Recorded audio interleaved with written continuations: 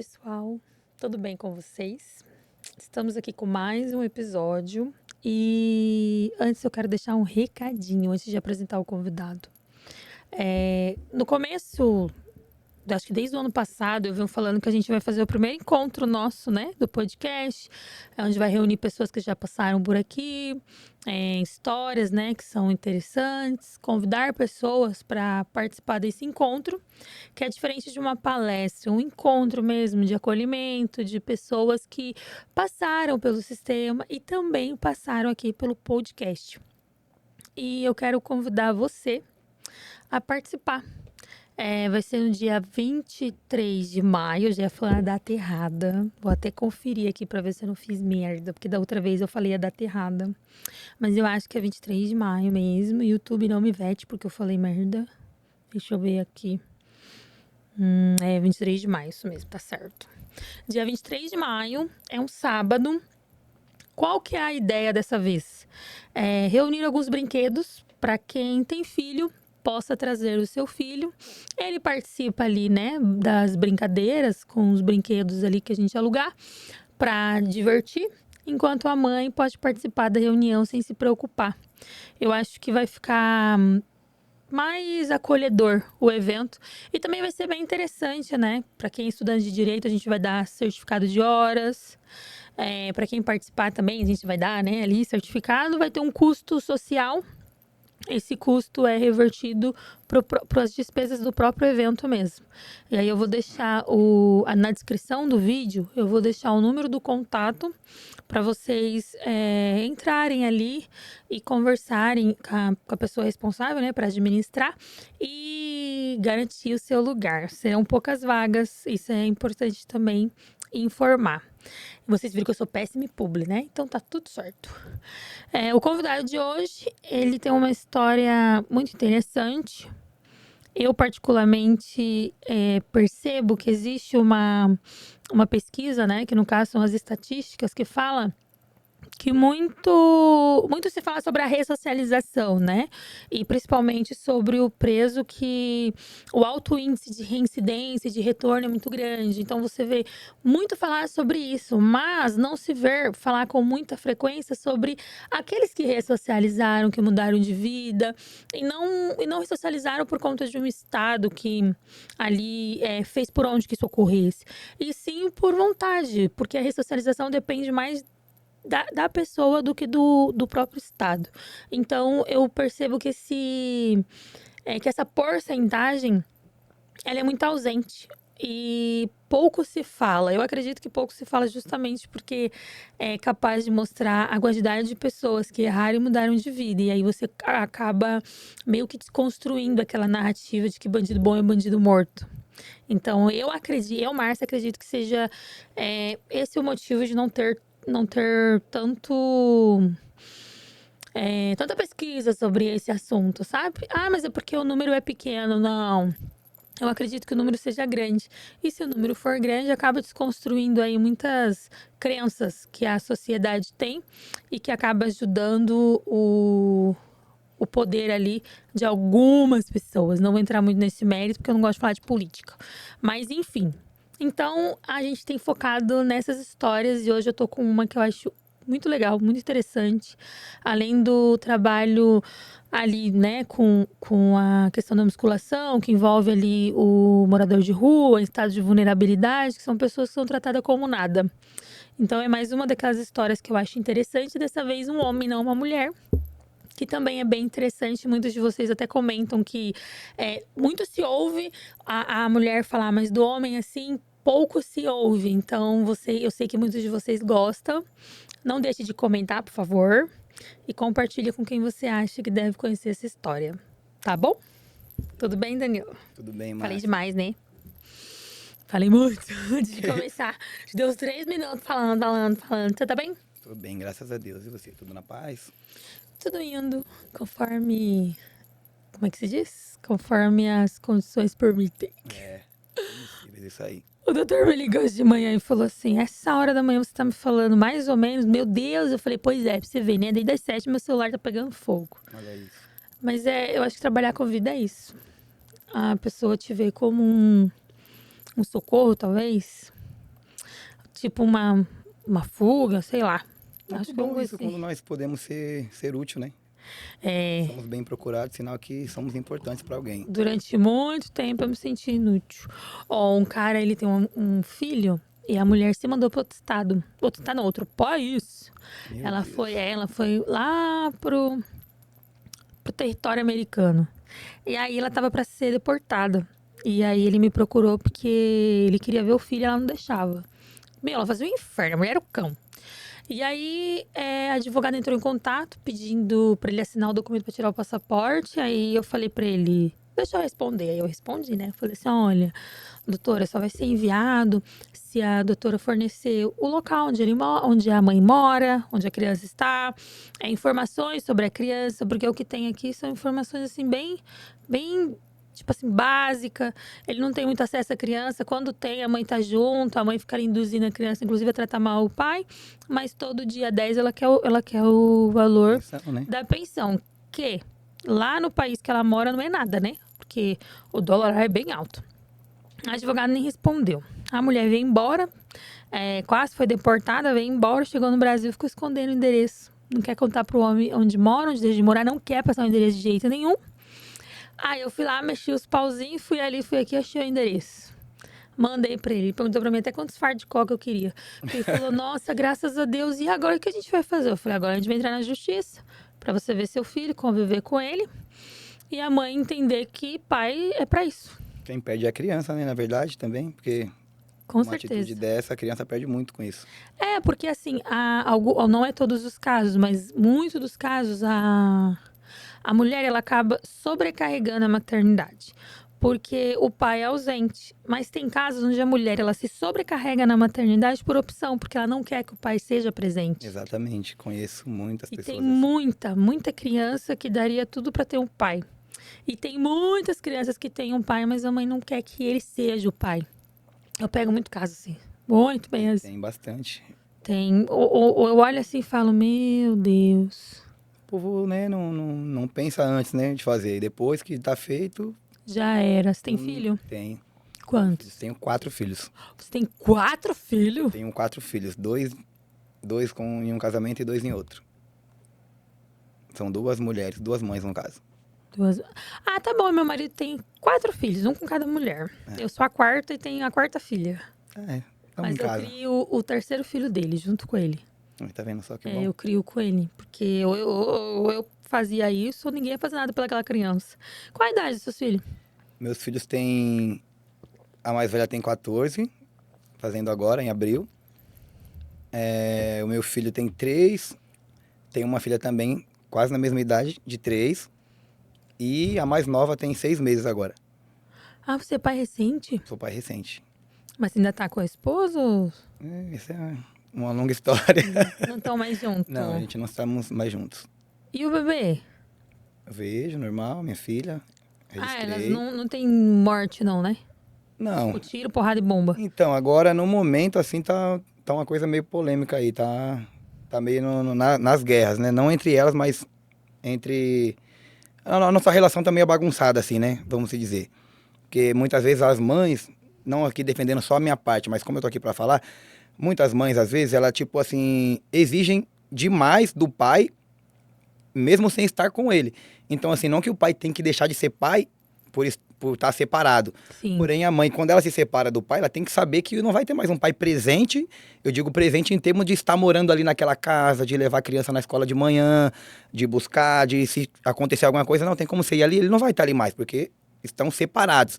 Porém, o papel de pai tem que ser exercido de qualquer forma. Sim. Porém, quando a gente está perto, é muito mais fácil de se fazer isso, né? Agora, quando a gente está distante, fica mais complicado. E muitas vezes elas não entendem isso.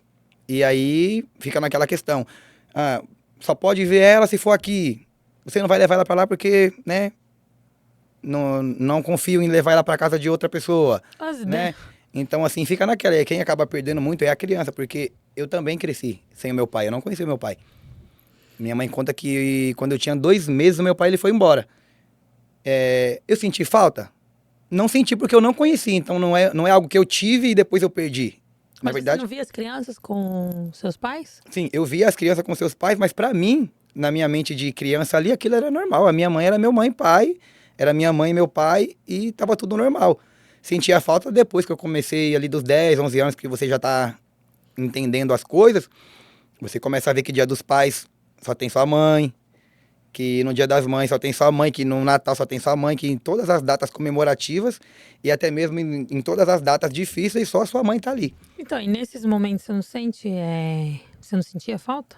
Então, é como eu falei, sentir falta, eu acho que eu não cheguei a sentir porque eu não tive um contato com ele, tipo assim, de pai e filho. Às vezes inconsciente Isso. tinha. Eu via que tava algo fora do normal, porque outras crianças tinham pai e eu não.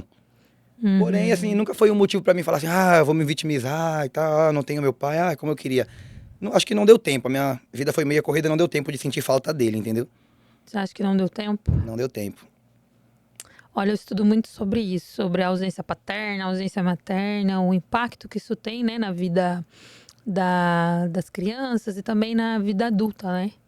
E eu te digo que provavelmente inconsciente você sentia. Você podia não verbalizar, mas inconsciente você sentia. Uhum. Mas as crianças, então, mas você consegue conviver com elas ou não? Então, como foi algo bem recente, assim, tipo, no momento eu não... É aquilo que eu te falei. Mano, não pode levar meu filho lá. Na verdade, eu nunca consegui unir os meus 4 filhos, assim, tipo, vou pegar esses dois juntos, vou sair e fazer algo. Não, tipo, foi algo que não existiu até agora, né? Por não concordância da parte das mães, né? Na justiça, então, não tem nada definido? Não, na justiça, tipo, a gente não precisou até agora ir na justiça, Então entendeu? por isso que é assim, desse jeito. Mas agora, atualmente, acho que vai rolar isso aí, entendeu? Acho que É. vai rolar porque o negócio tá meio no extremo. Ixi. É bom regularizar porque você consegue ser presente na vida das crianças. Esse negócio de levar na escola e buscar é importante para a criança. Com certeza, muito bom. O pai chegar lá, tipo assim, o pai ir lá e, nossa, meu pai veio me buscar, sabe? Nossa, isso é muito bom. Isso, tipo assim, no primeiro dia de aula, no retorno das férias, Na quando. formatura. Exatamente. Quando eu faço o regime de convivência, que os pais eles brigam muito. Principalmente quando tem um bebê pequeno, assim, inclusive eu tô com um caso assim, eu coloco três formas. Três tipos de visita. A primeira etapa, a segunda etapa e a terceira etapa. Porque a primeira etapa o pai só vê algumas horas, por conta da idade do bebê, que amamenta e tal. Aí completou 12 meses, vem a segunda etapa. Aí completou 36 meses, que é 3 anos, vem a terceira etapa. E assim vai seguindo. Porque quando tem muito conflito, você tem que descrever ali cada detalhe, porque senão sai morte. Sim, mas a gente, assim, o que que acontece? A gente, às vezes, eu enxergo de uma forma assim, muitas vezes as pessoas adiantam muito o processo das coisas, e isso acaba deixando com um pensamento prematuro sobre o que vem acontecendo. Por exemplo, qual que era a minha maior dificuldade, né, em relação às minhas filhas e eu estar junto? Por exemplo, a mãe de uma delas, de duas, ela, tipo, me acompanhava nas redes sociais e tal, e mesmo a gente não estando junto, ela me cobrava bastante as coisas assim, você posta foto assim, nossa, mas, tipo, tudo que eu fazia, se eu, tá no podcast da Márcia, mas aqui em casa você não veio buscar suas filhas, mas você tá treinando, você não, esse tempo que você tá treinando, você podia ter vindo aqui. E, tipo assim, quando não é um bairro colado, não é, tipo, na mesma avenida, não é na mesma rua, não é só você atravessar. Não é fácil, né? Eu sou barbeiro, a barbearia depende de mim pra andar. Então, tipo assim, eu também dependo disso pra mim poder arcar com meus gastos, né? Pessoais e com meus gastos de pai, de homem, de família. Então eu tenho essa responsabilidade, sempre tive, graças a Deus. Nunca precisou, eu vou colocar na justiça porque não pagou. Graças a Deus isso nunca teve. Só que muitas vezes as mães e pais, né, como um todo, o que que acontece? Muitas vezes, a gente não estamos mais juntos, terminamos. O tratamento muda, com certeza. O tratamento vai mudar. Só que não entende que é um mudar, tipo assim, a gente era um casal, né? Éramos um casal e agora somos amigos. Não cai pra isso. Geralmente, hoje em dia, o que que acontece? Éramos um casal, hoje somos inimigos. E isso a criança fica no meio. Isso mesmo. Porque geralmente ou o homem traiu ela, ou ela traiu o homem. E levando pra esse assunto, o ego fica ferido. Então o que que acontece? Um fica tentando descontar. O casal se separou hoje, a mulher vai, posta foto pro espelho, mostrando as costas, mostrando as partes. O homem vai também, já vai lá, corta o cabelo, coloca aquela roupa, vou pro rolê, eu vou pro baile. Então, o que que os ex desejam pro outro ex? Eles não vê que tem um filho no meio. Ah, eu quero que ele se dane, eu quero que ela se dane. Então, ou seja, é isso que um ex deseja do outro hoje em dia. Não tem mais aquele assim, ah, poxa, a gente terminou, temos uma criança, temos que conversar. Por exemplo, na rede social eu tive que bloquear porque ela não deixava eu postar nada. Tudo que eu postava tinha só a contraproposta ali. Ah, mas sua filha não tá tendo isso, você não tá fazendo isso, não tá vindo aqui buscar. Sendo que eu fazia isso sim. Porém, no limite de pai e mãe separados, entendeu? Eu não tenho como eu estar frequentemente 24 horas dentro de uma casa de alguém que a gente não está mais juntos, entendeu? Então, assim, temos que saber separar as coisas. A minha vida na rede social, né? Que agora eu levo como um trabalho. Ah, ela queria, tipo assim, não é que ela queria, né? Na verdade, a mãe esperava assim, ah, a gente não tá junto, mas você vai estar sempre aqui. Algo assim ela Sim, é esperava. isso. Por exemplo, eu não podia pegar minha filha e levar pro meu bairro. Ela não autorizava fazer isso, porque, ah, não confio na outra lá que você tava e tal. Então, assim, eu não tinha esse contato. Já que, não, deixa eu pegar ela, não, não vai. Aí, quando passou um tempo, ela falou assim, tipo, determinado dia liga, ó, vem buscar fulana. Eu falo, mas como assim, se nunca aconteceu isso? Você quer que eu pego ela hoje, especificamente por quê? E assim, ela vai estranhar. Ela nunca veio pra cá. Então tem que ser algo preparado, tem que ter um caminho preparatório ali, entendeu? Então, assim, até mesmo para não frustrar a criança, para não frustrar, para não deixar com o sentimento magoado. Porque às vezes ela vai ali, mas sente falta, ah, eu quero ir para casa. Muitas vezes, dependendo do horário, não tem como levar. E aí, como é que faz? Então, assim, a gente temos que se acostumar com a Elas situação. trabalham? Uma, sim, agora sim, as duas trabalham. Ah, então isso ajuda também para poder cuidar das crianças, fazer as coisas. Né? Isso é bom. Porque às vezes a mãe não trabalha Ela é e muito independente, essa que eu tô falando. Sempre isso é foi. bom. Não, então isso é ótimo, porque também a mãe, às vezes a mãe trabalha e acaba cuidando de tudo sozinha e sobrecarrega e fala assim, poxa, cadê o pai? Mas Uhum. quando trabalha, quando não trabalha, acho que também é o pai que tem que fazer tudo porque cuida da criança. É, É difícil, é um mundo assim que é difícil. Cada um tem a sua razão dentro do que vive e não tem muito o que fazer. Eu sou não sou da conciliação, sou da briga. Mas, tipo assim, eu procuro ver assim, nem é o pai nem a mãe, eu procuro ver a criança. E a criança? O que é melhor pra ela? E aí eu vou e a gente senta, né? O Felipe já até brigou comigo por causa disso. A gente vai e senta com a mãe ou com o pai, quem tenha contratado, e aí eu falo, olha, eu acho que você devia fazer isso, porque assim, eu acho. Porque na verdade já é sabendo mais ou menos o que é melhor para a criança, sabendo que a criança vai crescer e que vai dar pau lá na frente se seguir no caminho que a proposta vem, entendeu? E no final uhum. dá certo. É que, na verdade, sempre o melhor para a criança vai ser os pais permanecerem juntos, né? Só que tem hora que isso é impossível de acontecer. Aí que tá o problema. Os que já entendem, eles sabem que você ficou preso? Sim, só a minha filha mesmo. A de 14, ela sabe, ela entende, ela sentiu muito a minha falta. E isso hoje, até hoje, mexeu assim. Eu sinto que mexeu muito com ela isso. Que ela é uma menina bem afastada. Ah, te visitava ou não chegou aí? Já chegou aí algumas vezes, mas ela tinha 3, 4 anos. Acho que ela nem, Ai, nem nem deve tem lembrar. recordações disso. Porém, ela reflexos, né, de tudo que eu fiz lá atrás, de certa forma atingiu a minha família em cheio, entendeu? Porque a minha filha, quando eu fui preso, ela tinha 3 anos. Quando eu fui me ver, ela estava com 10 e eu saí pra rua, ela estava com uma moça já, entendeu? Então, assim, muita coisa eu perdi da vida dela. Sim, a ausência paterna para a mulher tem um impacto muito grande. Principalmente nos relacionamentos futuros, dependência emocional, porque acaba meio que confundindo ali as figuras. Uhum. Hoje ela me ama normal, a gente conversa muito, né? Com ela você tem mais Sim, eu tenho mais convívio. convívio com ela, assim, a gente conversa. Só que ela é meio fechada, entendeu? Eu tenho que chamar ela pra conversar. Filha, e aí, o que que tá acontecendo? Tudo bem na aula hoje? Como que foi? Tá faltando alguma coisa? Tá tranquilo? Não, pai, tudo bem e tal. É assim, se eu procurar ela pra conversar, ela conversa. Se não, Não ela conversa. tá ali no sofá, eu tô aqui, passa o dia ela ali no celular, eu aqui. Então eu sempre digo, filha, vem aqui, sai desse telefone um pouquinho. Para com isso, vem aqui, vamos conversar. Só que aí ela gosta daqueles negócios de K-pop e tal, esses coreanos aí que dança e tal. Sei nem A quem vida é. dela é isso. É? A vida é uns coreanos aí, tá bem na moda hoje em dia. A criançada É? ama o K-pop. Em casa acho que não chegou ainda, não. Será? Não, minha filha, o negócio dela é Barbie. Ela é autista também, né? Então, tipo, é bolo fofo. Meu Na filho verdade, eu gosta tenho um muito. cuidado muito grande, assim, dela viver o que é da idade dela. Então, a sua tá com 14, talvez esse daí seja da idade dela.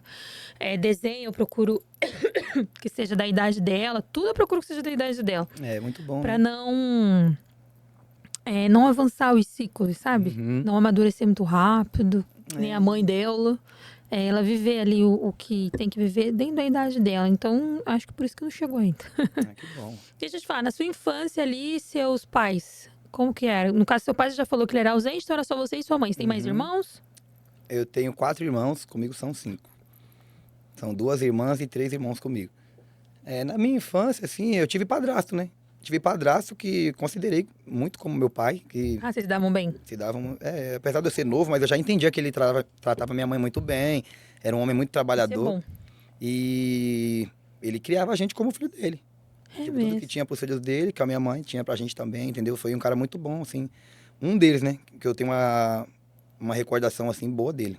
Porque também não foram, né, muitos, mas tive mais, acho que uns 2 padrastos, assim, na minha vida inteira. É. Mas de convívio mesmo foi esse primeiro, que é o pai da minha irmã mais nova e do meu irmão mais novo. Ah, então por isso que vocês são 4. Isso, são... eu e a minha irmã Sheila somos do mesmo pai e mãe, Uhum. E né? os mais novos é desse seu padrasto e da Isso, sua os mãe. mais novos são desse padrasto que é a minha mãe. E aí, tá. Aí teve esse seu padrasto. Já ia sabendo, confundiu os nomes. E aí depois você veio à adolescência, frequentava escola normal. Sim, a gente frequenta. Todos os meus Nunca deu irmãos trabalho na frequentamos a escola? escola normal. Todos conseguimos terminar o colegial, graças a Deus. Terminou o colegial? Terminei. Minhas irmãs Sua também. adolescência, então foi tranquila. A minha adolescência foi tranquila. Foi assim, difícil, né? Como uma grande maioria, né? Que mora em comunidade, que veio de classe, né, dali baixa. Foi bem difícil, porém tivemos acesso às coisas básicas, assim, né? Que o ser humano precisa, graças a Deus. Ah, essa parte, assim, sua da adolescência, né? Essa parte, você teve algum envolvimento com algo errado?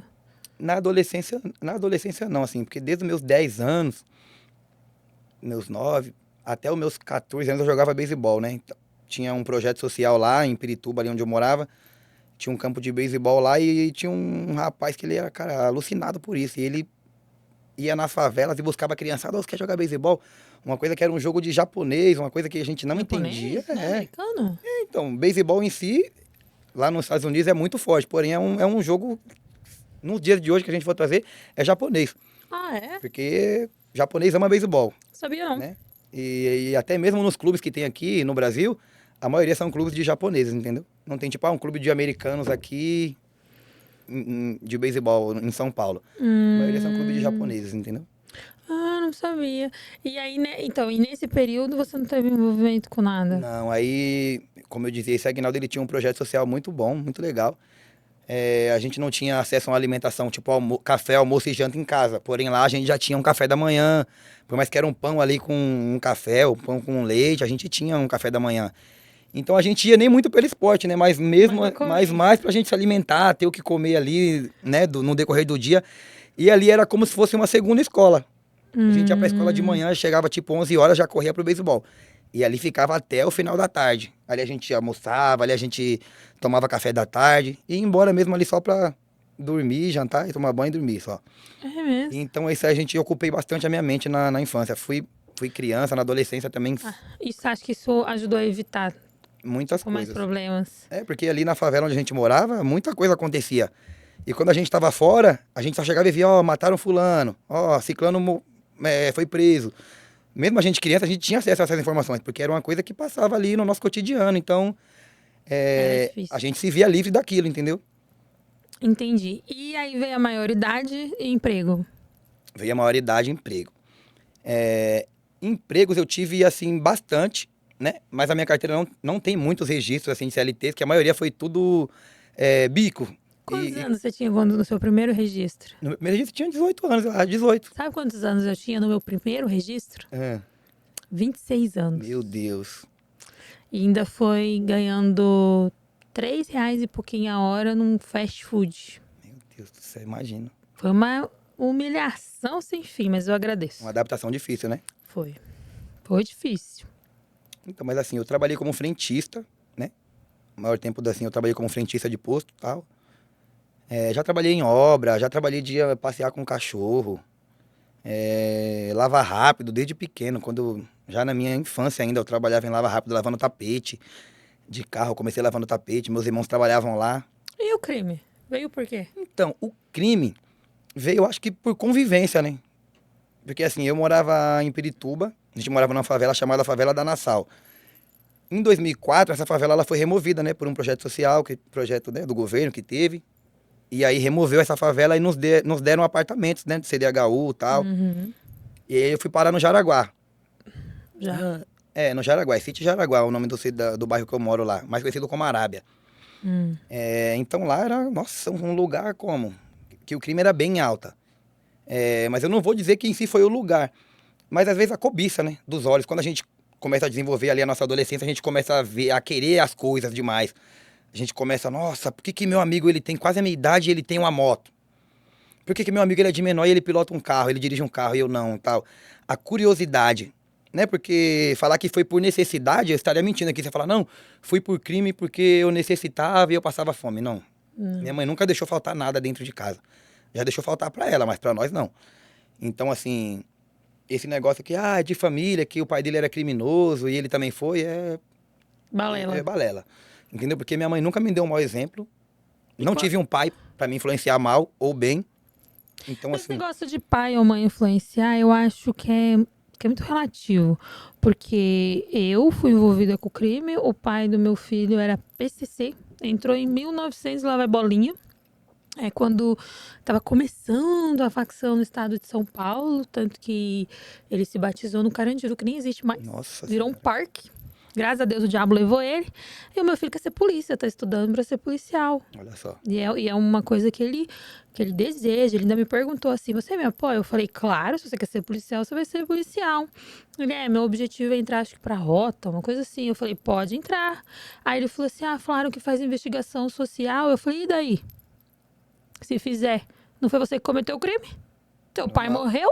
Sua mãe já se regenerou? Então já era, meu filho. Pessoas que falam isso, provavelmente é porque elas não têm capacidade de passar num concurso nem idade pra isso.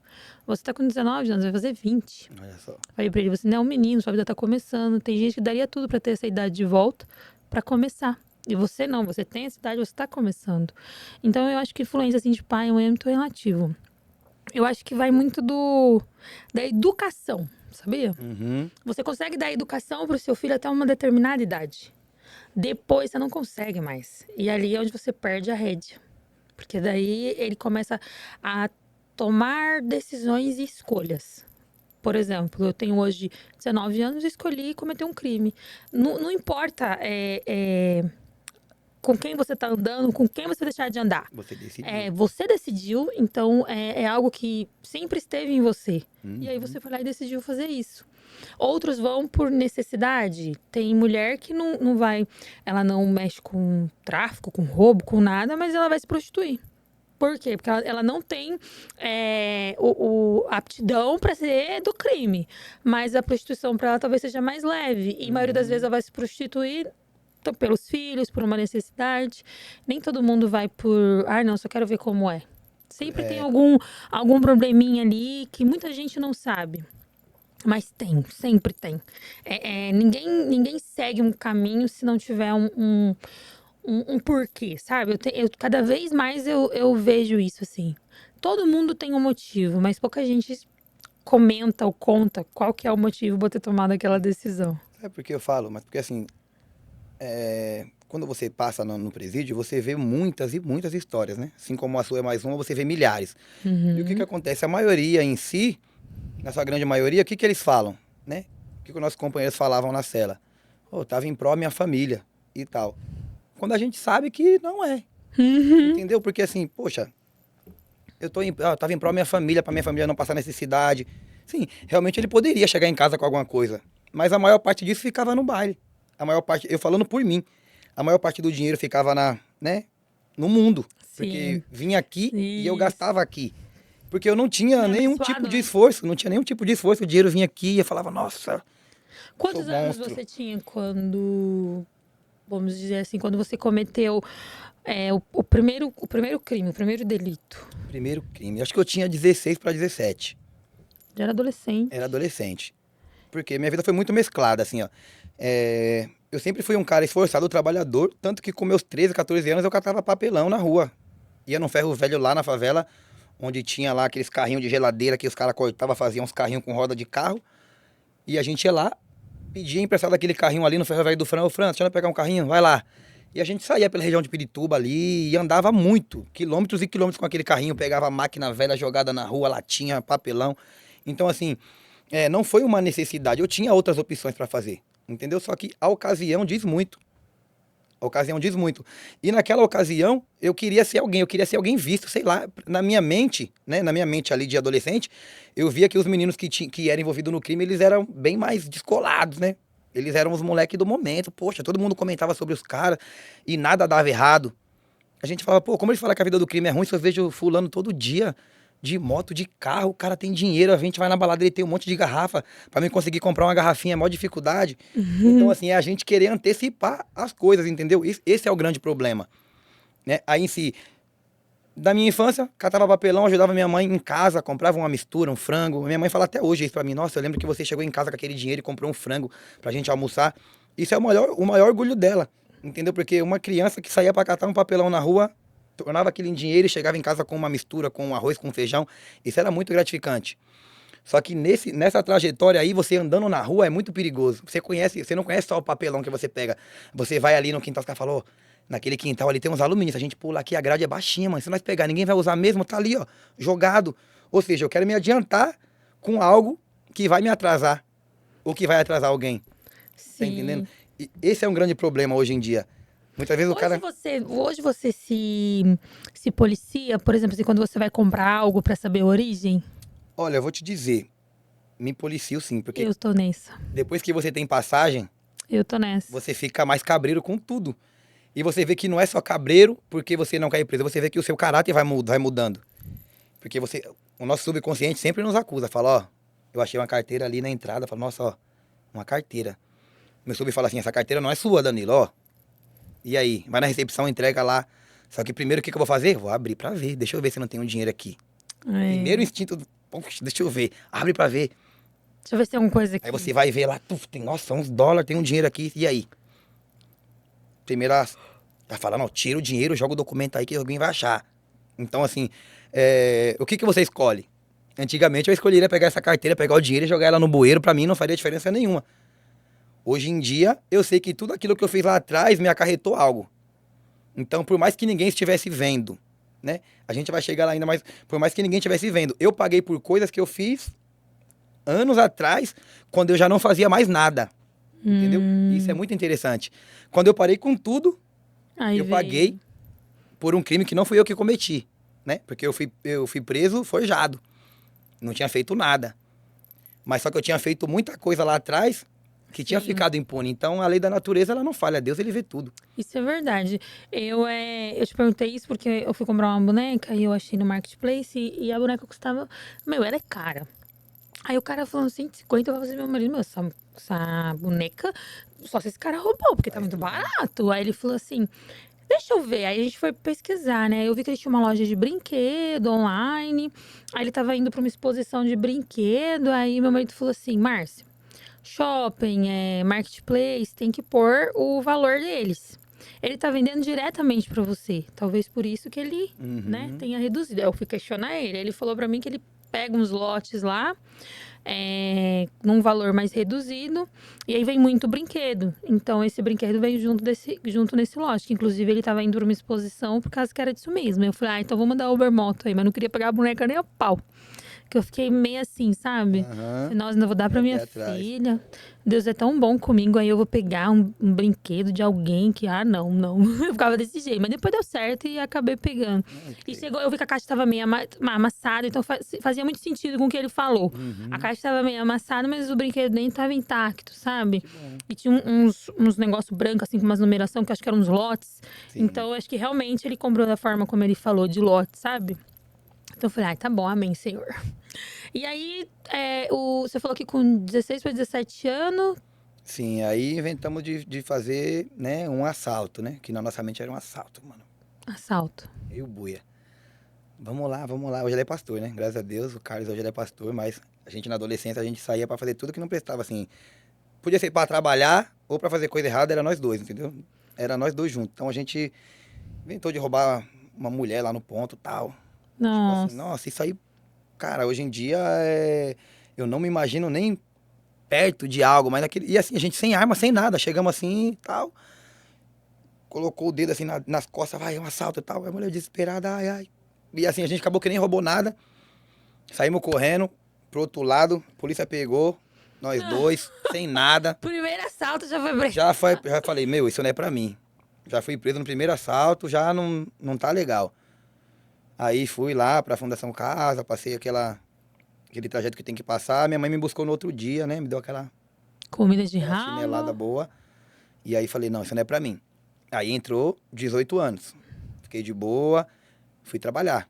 Trabalhava em 2 horários. Trabalhava no posto de gasolina à noite e trabalhava num parque À tarde. como auxiliar de jardinagem de manhã. Que era das 8 da Eita. manhã.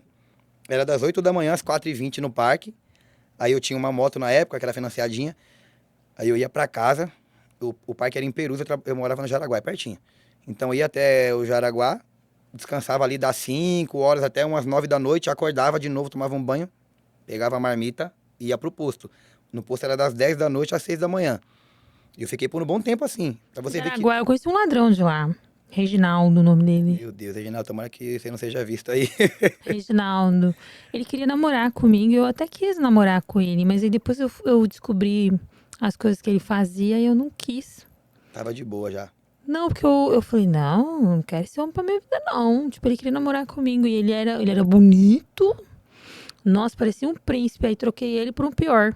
Antes tivesse ficado com ele. Depois acho que eu vi na televisão, se eu não me engano, que ele morreu de moto. Ou pelo menos o nome era o dele, né? Uhum. Só não vi o rosto, mas é... Característica batia, né? Então, as características batia e também ele saiu de liberdade.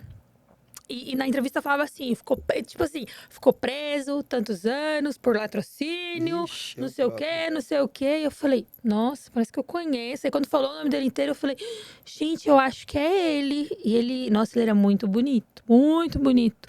Tinha os cílios assim, altos, sabe? Eu os falava, olhos, né? gente, que homem bonito, mas eu não quis, porque eu falei, não, faz coisa errada. E ele me tratava muito bem e aquilo me assustava. Ó pra você ver, né? Eu novinha, tinha 18 anos. 18. E aquilo me assustava. Eu acabei ficando com o pai do meu filho. Ai, que merda que eu fiz. Aí, ó. Mas tá bom, né? Amém. São aprendizados, né? Que a gente vai passando na vida e nos É. torna mais forte depois. Mas se eu pudesse excluir isso da minha vida, que eu não consigo ainda. Mas quem sabe, né? Muita terapia. Mas melhora, com o tempo passa. E aí, vem a maioridade. Tá, aí veio a maioridade. Eu trabalhava nesses 2 serviços aí e tal. E aí, como eu comprei uma moto, na época a gente ficava de rolezinho, juntava todo mundo, ia daquele bonde, vamos pra Pirituba, vamos lá pro Cantagalo, vamos pra tal lugar, vamos pra Brasilândia. A gente ficava Que pra lá e moto pra você cá. tinha? Na época eu tinha comprado uma 150, né? Foi em 2010, assim, era 2010, novinha. 150 era moto ainda. Era novinha, tipo, zero da agência. Isso em dezembro de 2010. Eu tinha tirado essa moto no nome da minha mãe. Quando foi em fevereiro de 2011, eu fui e comprei uma CB300. Aí eu tava tipo, nossa, Danilo tá como de 300. Na época eu tinha acabado de lançar, tava como, do momento. E isso me levou para muitos lugares onde eu não queria estar, né? Se fosse nos dias de hoje. Porque você com a moto, você vai andar com outras pessoas que têm moto. É o que eu falo, a gente vai mudando os patamares da vida. Por exemplo, se a gente tá na quebrada sem dinheiro nenhum, tá lá no bairro sem nada, a gente vai almoçar no restaurante ali do seu Zé. Que a marmita lá é R$ 15, você vai comer ali de boa. Mas se você tá numa condição melhor, você vai lá no shopping, né? Você vai lá, vai comer uma comidinha diferenciada, um pouco mais caro, um ambiente melhor. Então é aquilo, é a ocasião. E como eu comecei a encostar em um monte de lugares que, tipo assim, tinha os caras do crime, porque os caras tinham moto também, então os caras colavam lá e eu via que as motos dos caras eram tipo, pô, eu de 300, os caras de 1.100. E a gente quer, de alguma forma, se igualar. Sim. Esse é o grande problema do ser humano, ele quer comparar a vida dele com as demais. Quando ele ainda não chegou num grau de evolução muito grande, ele tem esse pensamento mesmo. Pensamento pequeno, né? Tipo assim, eu vi o cara de Hornet, eu falava, nossa... Eu já fiz parte desse mundo. Tipo, olhar e dizer, mas por que fulano tá aí ou não? Entendeu? Quem? Nunca, às vezes a gente até trabalha mais, faz mais e fulano tem, mas é a trajetória de cada um, é o destino. E assim, comecei a ir pros lugares, as pessoas mudaram, os ambientes mudaram. E eu trabalhando em 2 serviços não supria a minha vida que eu queria levar. Entendeu? Porque eu ganhava, por exemplo, nesses 2 empregos juntos, aí na época, vamos lá, que eu ganhava uns R$ 3.000. Uns 2 empregos. Eu via os caras gastando R$ 3.000 assim, ó, no mesmo dia. Eu falava, poxa, eu demoro um mês pra pegar esse dinheiro de 2 empregos, cara. E os caras gastam na mesma noite 3 mil, assim, parecendo que não é nada. Será que não é nada mal? E aí você nunca começa já envolvidão. Você começa andando com o cara que faz, aí você começa a se aprofundar sobre como ele faz, sobre os riscos que traz aquilo ali. Só que você vai, meu, parece que é uma coisa que te puxa. Porque no começo dá tudo certo. Eu quando fui entrar no crime, tipo assim, primeiro fui trabalhar de olheiro, tal, no radinho, né? Tinha uns radinhos lá, a gente ficava lá escondido, quando a polícia vinha, ela falava, ó, tá vindo a viatura aí, tá rua. Os caras saiam correndo. Então ali pra mim eu já tava, tipo assim, eu tô no crime. Quando era num baile funk que eu ia, e os caras tava lá, eu já colava com os caras. Não, os caras tá aqui, mano. Trabalho com os caras e tal. A mente de moleque é assim. Tipo, ele não quer ter dinheiro guardado. Ele quer ter a imagem dele sendo vista por todo mundo. E ele sendo um cara 1000 graus. Ó, o Danilo é um cara top. Ou você viu o neguinho? Nossa, tá de carro, tá de moto. Então hoje em dia a gente... Hoje em dia não, né? Naquela época eu deixava me levar muito por essas coisas, entendeu? Pelos bens materiais ali. Ali o que vocês faziam era assalto, mas era assalto, por exemplo, de transporte, essas coisas? Então, aí na época do assalto, que a gente começou a assaltar, tipo, assalto não tinha isso, né? Casa de bateria, loja de roupa, tem dinheiro em tal lugar, entendeu? Hoje em dia não se tem dinheiro em lugar nenhum mais. Cara, eu via o funcionário chegar e falar pro cara assim, ô, tipo assim, eu tá no local e ali tem os caras que roubam, né? Que são os ladrões. E aí falar assim, ó, pode ir lá, o dinheiro tá assim, assim, assim. Em Pode tal chegar. lugar. Mano, era o lugar onde ganhava o pão pra levar o sustento pra casa. Só porque, tipo, tava com raiva do patrão. E eu olhava aquilo e, tipo, era novinha, mas eu falava, nossa, meu, que mancada, né? Você vai roubar um lugar onde você come. Entendeu? E depois eu ficava, não posso ficar julgando, né? Porque eu também sou do corre. Ó, É, nova, 18 anos. a gente querendo corrigir um erro, estando errado, É, né? eu falava, quem Acontece sou muito isso. eu? Que eu não sei o quê. E o pai do meu filho, ele falava muito assim pra mim. Você não pode ficar julgando o crime dos outros, não. Cada um no seu corre. Se não for 203, que é o estuprador, né? E não roubou idoso, nem trabalhador, você não tem que ficar julgando o crime de ninguém, não. Eu falo, mas ele é trabalhador? Eles são trabalhador? Não, não são, eles dão emprego. Você tem noção quem eles são? É classe média, que não sei o quê. E eu ficava olhando assim pra ele e dizia, então, de que eu comecei a gostar desse homem, cara. Olha os pensamentos dele, tipo, eu ficava me Não bate, né? questionando, mas eu não tinha a evolução que eu tenho hoje nunca. Porque se eu tivesse nem olhado pra cara dele, eu tinha olhado pros dias de hoje. E eu fico assim, eu ficava abismado com o quê? Tudo que eu fazia parecia que dava certo. Né? A primeira impressão que o crime vai te causar é essa, que tá dando tudo certo. Quando eu entrei, tipo, eu entrei como olheiro, tipo, deu poucos dias, os caras já falaram, não, neguinho, você troca ideia, você é 1000 graus, mano, não, você não vai ficar aí, não. Vamos te colocar ali pra você trabalhar em outra responsa ali, vou te colocar na gerência disso aqui. E aí você ia ganhando uma importância, e você vê que lá no seu emprego, você era apenas mais um, tipo, eu trabalhava em 2 empregos. Eu era auxiliar de jardinagem e frentista no outro. Eu não ia passar de frentista na minha mente, eu não ia passar de auxiliar de jardinagem na minha mente. No crime, não, entrei como olheiro, já tava indo pra gerente. Aquela falsa ilusão, né? Isso, eu já tava subindo 1 grau na escala do crime. Pra mim, eu tava, tô voando, os caras me viu. Entendeu? E tudo que um criminoso quer é isso, ele quer ser visto, entendeu? Visto. Pode ver que o cara... Como que os caras faz um assalto de 50 milhões esse mês e mês que vem ele tá roubando de novo? Porque ele não quer A saber. questão não é o dinheiro, entendeu? A questão não é o dinheiro, então a gente tem que ver isso. O crime não é só pelo dinheiro, o status conta muito. Tem cara que fala que gosta de adrenalina, entendeu? Eu não Que tem consigo... o criminoso e tem o desvio de conduta. Eu separo sempre dessa forma. O Uhum, criminoso, ele gosta de cometer crime, mas é crime, não roubar pedestre, uhum. roubar trabalhador, roubar, sei lá, senhora de idade. Não, não é Crime esse. É mesmo. crime, tipo assim, é você saber que tem um carro forte que tá descendo ali a rua e dentro daquele carro forte tem 3 caras e você vai ter que render, tomar cuidado porque senão vai explodir, aí você vai perder o Isso. dinheiro, então você tem que estar fortemente armado. Então, esse é o criminoso, no meu entendimento. Uhum. Esse é o criminoso de verdade. Vou dar um exemplo. Tá eu, minha filha e meu marido. Aí o meu marido escutou o barulho da moto. Aí a menina falou assim, vixe, meu marido, um cara muito esperto, né? De vez se tocar que o cara tava vindo roubar a gente, ele me pega o celular e joga dentro do carro. Aí tá eu e minha filha, o cara vem. Você acredita que ele roubou esse nóia? Porque pra mim é um nóia. Ele roubou. E eu vou chamar de nóia mesmo, porque eu ainda falei meu nome. Se você pesquisou, você vai, com certeza deve ter visto algum vídeo. Ele pegou uma sacola cheia de roupa de criança e um celular quebrado Aí quando ele veio na minha direção, porque meu iPhone ninguém pega, porque eu paguei muito caro nele, dava pra comprar um carro popular. Meu Deus. E eu coloquei ele na parte de trás aqui assim, né? Aí ele virou pro meu marido e falou assim: ah, não vai entregar? Então todo mundo deita no chão. E meu marido deitou no chão, com a cara lá no chão. E as pessoas falam assim, primeira vez que eu vejo uma mulher brigar com o marido que ele não reagiu. Não foi bem esse o contexto. E aí, quando ele veio na minha direção, minha filha estava do meu lado, eu já coloquei minha filha de lado. E aí eu falei pra eles, vai me roubar? Você tem certeza? Meu nome é Márcia Bernardi. Pesquisa aí, você tem certeza? Vai me roubar? E aí o cara da moto, mano, ele ficou me encarando. Eu achei ele depois.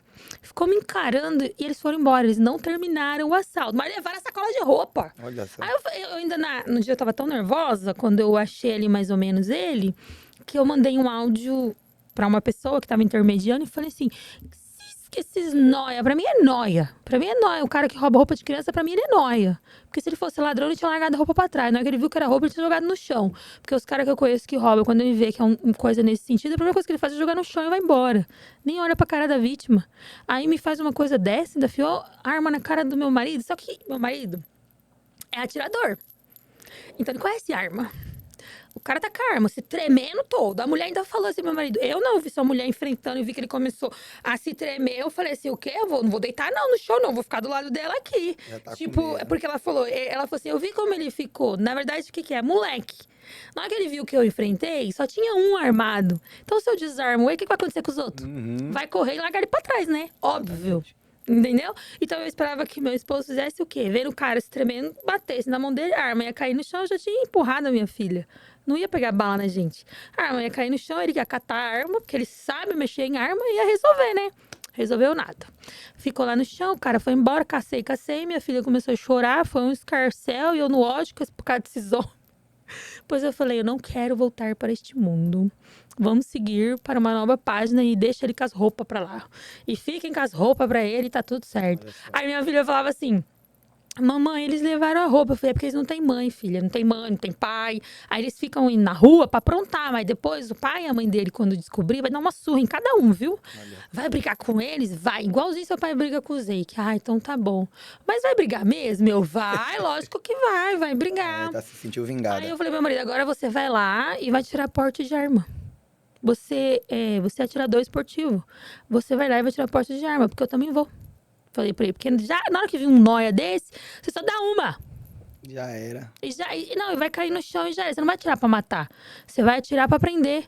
Aí, mas e se vir me matar de novo? Eu falei, então, por isso que você tem que aprender a atirar. Porque daí você vai dar em locais certeiros. Você não vai atirar pra matar. Você vai atirar só pra desarmar. E fala, meu Deus, onde eu entrei nesse casamento? Não, É mulher doida. Ele fala assim, não, ele só fala assim, tá bom, Márcia? Mas no Dia Internacional da Mulher, dia 8, eu vou passar o dia inteiro junto com mais 30, quase 40 mulheres ao todo, atirando. Vou tirar o dia pra atirar, vou escolher qual arma que eu vou querer. Depois eu vou lá, vou dar entrada na documentação e tá tudo certo. Ai, mas eu nunca vi ex-presidiário ter direito a porte de arma. Na verdade, tem. Basta você ter as suas certidões todas em dias. E você não deve nada mais pra justiça. Não, a única sentença que é perpétua é a que a sociedade impõe. Porque nem a justiça faz isso. A sociedade faz, ela vai sempre te lembrar como ex-presidiário. Agora, a justiça não. A justiça, que você pagou o que você deve, então vai seguir sua vida e vida que segue. Só não comete mais crime, que tá tudo certo. Então, é isso que importa. Agora, o restante, foda-se. E falei, pronto, aí eu mesma resolvo. Aí lá em casa, eu sou a salvadora. Eu falei pra minha filha, quem te protegeu? Ela, a mamãe. Aí eu falei, então a mamãe te protege? Porque ela ficou num cuidado com o pai dela e comigo, não. Aí ela faz terapia, né? E por causa do autismo e tal, e ela tem uma psicóloga. E a psicóloga falou assim pra mim, ela entende que a figura que protege ela é a mãe. Que a mãe é forte, que a mãe enfrenta. Ela já viu você brigando outras vezes? Eu falei, direto. Na escola mesmo, mexeu com ela, eu tô lá fazendo barraco. Vira e mexe. A menininha bateu nela 3 vezes. Na 3ª vez foi que me contaram. Eu fui lá e falei pra mãe, se você não dá educação pra sua filha, toda vez que a minha apanhar, você que vai apanhar. já que você não dá educação pra sua filha. E, tipo, então ela vê eu brigando, ela vê que eu enfrento. E o pai já é mais... É muito nervoso, mas... Mais pacífico, né, ao mesmo tempo. Não, ele é muito nervoso, mas ele não é tipo assim, de ir pra cima, sabe? Ele é nervoso, mas é igual um cachorro bravo. Fica ali no canto dele ali, Espera a tipo... primeira reação. Tá? Ai, vai pra lá, vai pra cá, vai pra lá, vai pra cá. Ele nunca avança. Tipo, ele fica sempre ali, sabe? Eu não, eu já vou pra cima, eu já grito, eu já berro, eu já faço barraco. Dá o que tem que dar. E às vezes o problema nem é meu, eu tô lá comprando o barulho dos outros. Porque eu entendo que se você vê uma pessoa no estado vulnerável e você tem condições de fazer algo por aquela pessoa, é um dever seu fazer. Exatamente. Então, eu acabo comprando o barulho dos outros, né? E aí eu acho que isso fica ali nela, sabe? Mas eu comecei a falar, mas... Falei pra minha psicóloga, mas é o homem que tem que ser, o homem da casa que tem que ser isso? Protetor, né? Aí ela falou, mas isso aí já passou, viu? Essa ideia de que o homem é ele que tem que isso. Não, a mulher, ela também. Ela já tomou essa identidade pra ela de que ela também pode, que ela também pode ocupar esse lugar. E eu falei, nossa, eu nunca tinha pensado nisso.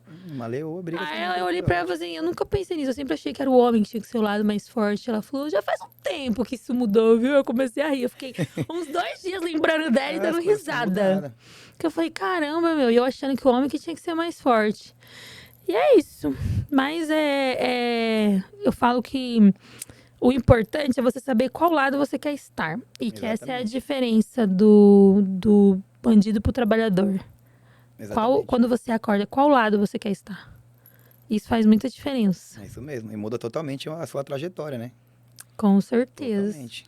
E nesse corre que você começou a fazer, qual que era a sensação que você tinha?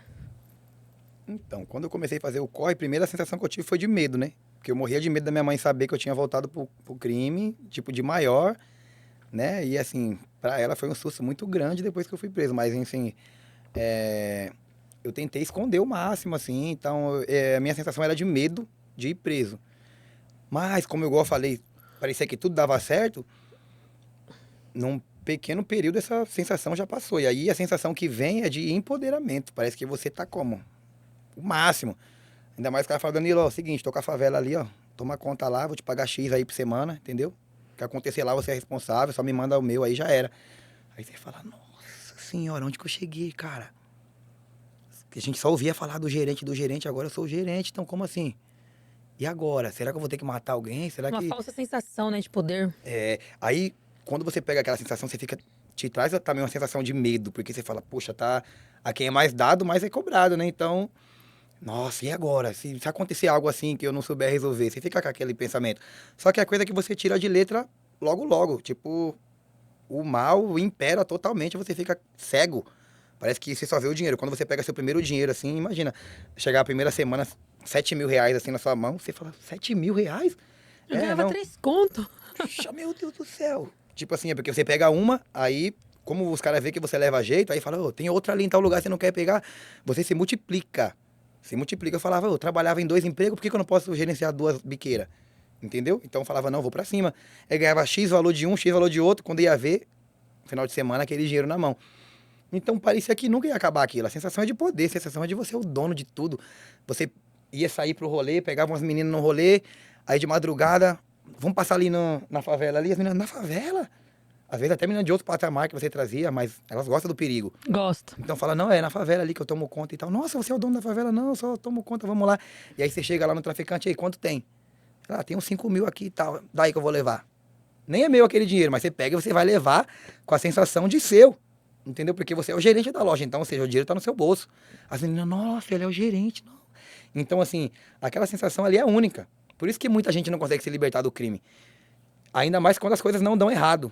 Porque vai dar errado uma hora. Uma hora vai. Você que tá no crime aí, irmão, não te desejo mal, com todo respeito. Não te desejo mal. Tô aqui como um exemplo de superação, porque eu também já tive desse lado aí. Só que eu costumo classificar em 3 etapas, né? A pessoa que tá no crime. Porque primeiro eu vivi a primeira etapa. Do cara que, tipo assim, chegou no crime sem nada e tava começando a fazer um nome. Uhum. Aí depois vem a segunda etapa, é aquela que você se deu bem e você tá na ostentação total. Nossa, deu certo. Eu comecei no corre, não fui preso. Né? Eu comecei, não fui preso, tô até agora. Vários amigos meus foram presos, eu tô na rua. E assim, eu tô com dinheiro na conta, eu tô com dinheiro no bolso e eu tô com carrão. Então, essa sensação é maravilhosa. Esse é o segundo estágio. Aí tem o terceiro estágio, que teve pra mim. Tem pessoas que nem chegam, que morrem antes. Então, eu tive o terceiro estágio. Eu fui pro presídio. Isso foi ruim pra mim? Foi ruim, claro. Perdi 7 anos da minha vida nesse lugar. Foi horrível. Só que também foi lá que eu aprendi a ser homem de verdade. Eu falo pra vocês que assim, eu não vou dizer que a cadeia me fez bem, mas ela me tornou uma pessoa melhor. Não a cadeia em si, né? Mas os aprendizados que eu tive lá, as dificuldades que eu enfrentei lá, né? A superação que eu tive que ter lá do zero, porque lá você não tem recurso pra nada. Aqui na rua você tá sem dinheiro, você vai ali, procura o agiota e pega R$ 500 emprestado. Você vai na sua mãe, no seu tio, você pega um dinheiro. Lá você não tem o que fazer. Aqui você tá com fome, você vai lá na geladeira, você pega uma maçã, você pega uma banana, você pega o que tiver pra comer e você mata a sua fome. Lá não. Você tem horário pra comer e depois daquele horário acabou, já era. Então ali eu aprendi muito, muito, muito mesmo, entendeu? O terceiro estágio que eu falo é esse estágio de você tá lá preso. Aí quando você sai pra rua, ainda faz parte do terceiro estágio. Você vai ver todas aquelas meninas que te amavam, que juravam amor por você, sai fora. Já tá com outro, né? Obviamente, já vai estar com outra pessoa, vai estar com outro cara que tá no auge, no seu lugar até, muitas vezes. Você vai ver aquele seu amigo que era lado a lado, que não, você não tem uma selfie, uma foto sem ele no seu Instagram, no seu Facebook. Todas as fotos ele tá. Cadê ele? Sumiu. Você não vê mais ele não vai te ver mais. Você vai perguntar, ô Danilão, tá bem lá? Como é que ele tá? Quando vê sua mulher, quando ele vê, se ele vê de longe, ele atravessa a rua pra não ter que ter o confronto com ela ali pra perguntar. Então, assim, o terceiro estágio é você ver que você passou pelo começo, que você entrou no tráfico, você entrou no crime. O segundo estágio, onde você estava na ostentação, estava tudo dando certo. E o terceiro, onde você vê que tudo aquilo foi apenas uma ilusão. E aí você volta para a realidade sem nada daquilo que você tinha. Sem carro, sem amigos, sem mulheres, sem dinheiro, sem a biqueira pra você tomar conta de novo, porque já tem outro cara no seu lugar. Se você for preso hoje mesmo o cara bota outro lá. Você é substituído muito rápido. Rápido. Aí as pessoas têm isso na mente, ninguém é substituível. Pô, todo mundo é substituível. Só você colocar na sua mente que, assim, eu tô aqui agora. Amanhã vai ter outro cara aqui, entendeu? E depois outro. Se você sair daí, vai vir outra pessoa pra fazer. E assim vai. Então, eu coloquei na minha mente, irmão. De verdade, o crime não compensa, irmão. Não compensa. É prazeroso, né? Os benefícios que ele te traz ali. Mas os malefícios e os danos são bem maiores no final. Pode ter certeza disso, irmão. Isso é verdade. Você, menor de idade, foi preso por causa desse assalto e, na maioridade, por causa do tráfico. Isso. Na maioridade, eu fui preso por causa do tráfico. Você foi preso em flagrante? Como que foi? Então, na verdade, de maior eu fui preso num assalto. Só que não era um assalto. Eu tava com um carro roubado, né? E aí a polícia me pegou, me levou pra delegacia, chegou lá. Como não fui eu que tinha roubado, a vítima falou, não foi ele, não reconhecemos. Então assinei uma receptação. Assinei um 180 e fui embora. Isso em 2012. Em 2014, eu já estava com a minha vida totalmente regenerada. Eu tinha um comércio, né? Era uma lanchonete, bar e tal. Lá tinha um forrozão à noite, ao vivo, dia de sábado. Era, tipo assim, eu não tinha nem envolvimento com crime mais. Tava andando na rua, tomei um enquadro, o que aconteceu? Tava procurado, pra minha surpresa. Eu falei, como que eu tô procurado? Em 2012 eu fui preso, nunca mais fui na delegacia pra nada, me soltaram. Aí, esse BO de 2012 veio a revogar em 2015, né? No finalzinho de 2014 para 2015. Eu tomei uma abordagem na rua de rotina, eu tava procurado, eu trabalhando, já 3 anos sem mexer com nada, e eu fui preso. Tava condenado e não sabia. Tava condenado a 2 anos, fui julgado da Reveria. Falaram que mandou carta no meu endereço e eu nunca mudei de endereço, nunca chegou. Então, assim, fui jogado da Riveria por esse crime de 2012, que eu já poderia ter pago lá atrás e ter voltado à minha vida. Então, ou seja, a justiça me deu um espaço de 2012 a 2015 para me mudar de vida, eu mudei. Quando eu mudei, ela falou, não, agora vamos prender ele, porque em 2012 não ficou certo aquilo lá. Vamos prender ele agora. Então, isso é muito ruim. Nossa, 2 e pouquinho? 2 e pouquinho. Caraca. Aí fui parar lá em Franco da Rocha. Geralmente nem dá cadeia, né? Quando é menos que 4 anos. Não, aí eu não tinha. Quando eu fui preso, eu não tinha condenação. Tipo assim, a primeira vez, né? Fui, me soltaram sem condenar. Não tinha prova. Aí em 2015 o promotor foi lá, recorreu e tal. Aí conseguiram revogar. E aí eu fui condenado a 5 e 4 no semiaberto. Tipo assim, poxa, depois de 3 anos foi uma surpresa muito grande. Aquilo ali me deixou com o psicológico muito abalado. Porque eu já tinha me regenerado na minha mente. Falei, já não mexo mais com nada, já não faço mais nada de errado. Agora a justiça me colocar na cadeia de novo. Eu tinha acabado de ter minha filha. Essa de 14 anos tinha acabado de nascer. Aí secou o peito da mãe dela, não teve leite pra dar. Nossa, Foi que um barra. caos total na infância dela. Né? Logo de bebezinha já passava um monte de coisa. Aí eu falei, meu Deus, e agora, cara? Tô preso, sem fazer nada e tal. Já passou, ó, tantos tempos. E eu tô aqui nesse lugar, assim, depois de um crime que aconteceu 3 anos atrás. Né? Não que eu queria ficar impune.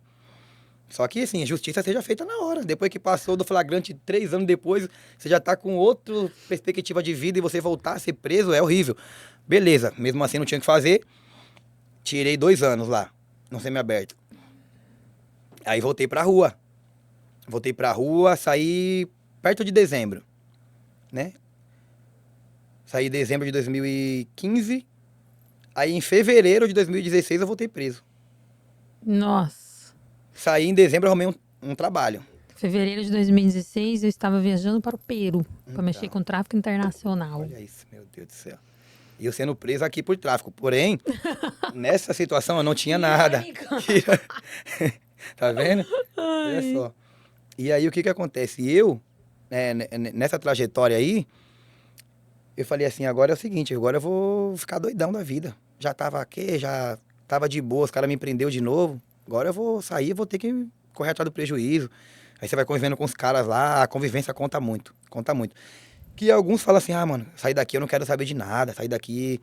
Só que aí você conhece o cara que fala, mano, tem um esquema lá pra nós fazer na rua quando eu sair, ó, o esquema é esse, esse, esse. E você fica assim, caramba, mas por que esse cara não fez isso lá? Você não vai pensar isso na hora, você pensa, será? E você vê que aquele cara realmente ele tem uma condição. Ele tem visita toda semana, ele tem o Jumbo, ele tem o Sedex, ele tem um telefoninho quando era o caso, né, que tinha, pra poder falar. Antigamente tinha mesmo. Então, assim, hoje em dia, você para pra pensar assim, fala, nossa, como será que tá fulano? Como será que tá ciclano? Se a gente parar pra pensar como que tá o próximo, a gente nunca vai andar pra frente, eu percebi isso. Então me preocupava muito, como eu falei no começo, em questão de o que o cara tinha, o que o cara deixou de ter. Entendeu? E hoje em dia eu só me preocupo se eu estou bem. Eu tô bem? Se eu estiver bem, eu posso fortalecer minha filha, meu filho, minha mãe, meu pai, meu irmão, todos eles. Mas se eu não estiver bem, nada vai bem. Entendeu? Eu me sinto uma responsabilidade, assim, como se eu fosse, tipo, o chefe da família. Tudo que acontece, de certa forma, vem em mim.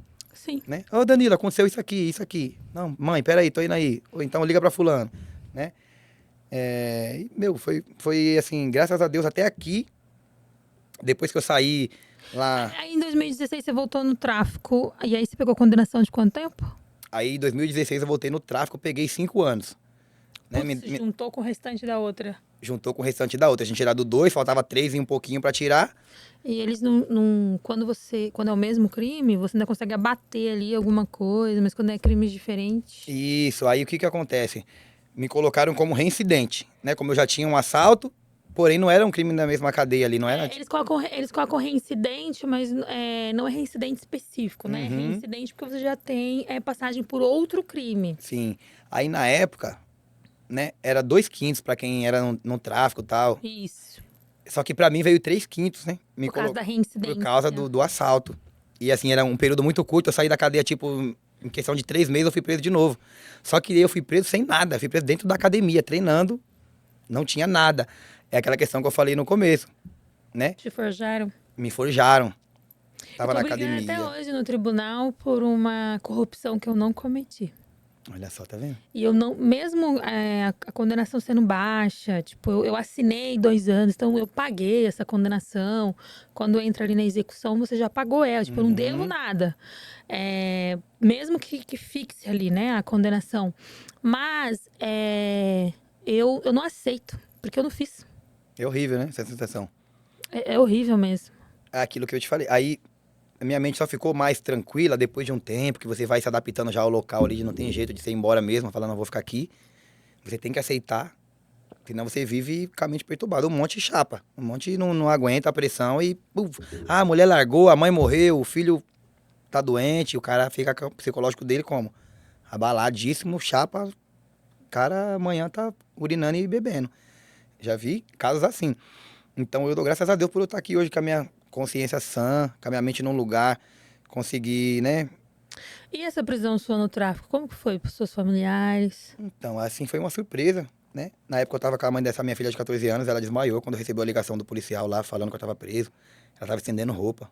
E aí ele chegou pra mim e falou assim, ó, não deu pra avisar lá não, a mulher que atendeu desmaiou e tal, e eu lá dentro do corral falei, meu Deus do céu, a mente a milhão assim, né, pensando o que que aconteceu.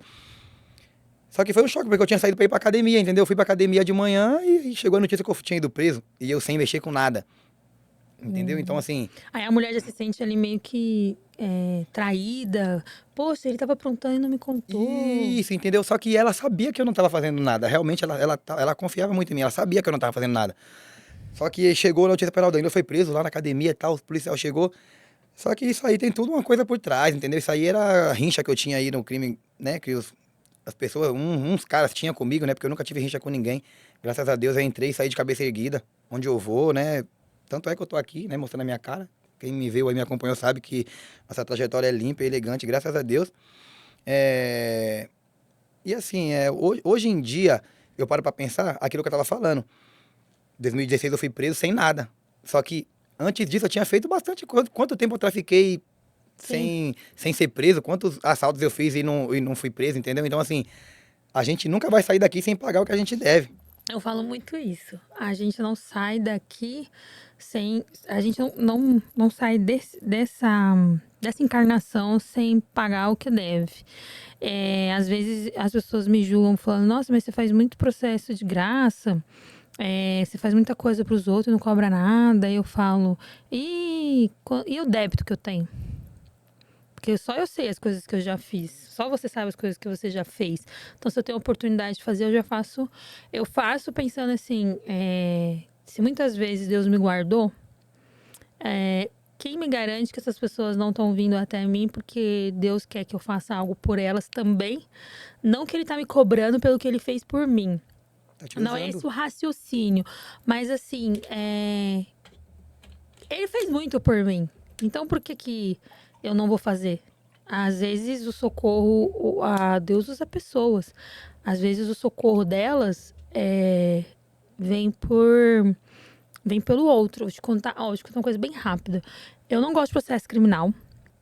Não porque eu não gosto, é que eu tenho alguns conceitos que eu acredito que no papel de defensor eu não vai exercê-lo muito bem.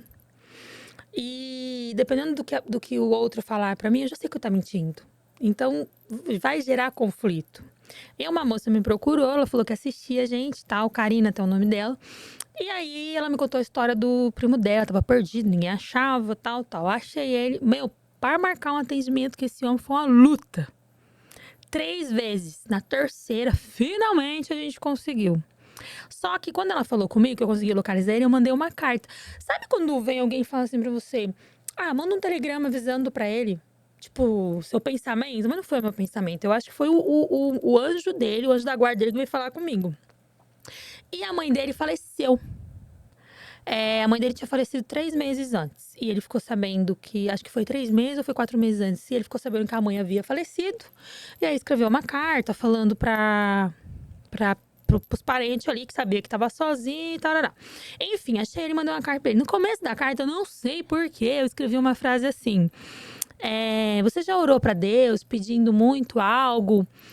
Pois é, sua mãe, da onde ela está, ela tá orando bastante por você. Meu nome é Márcia, me apresentei.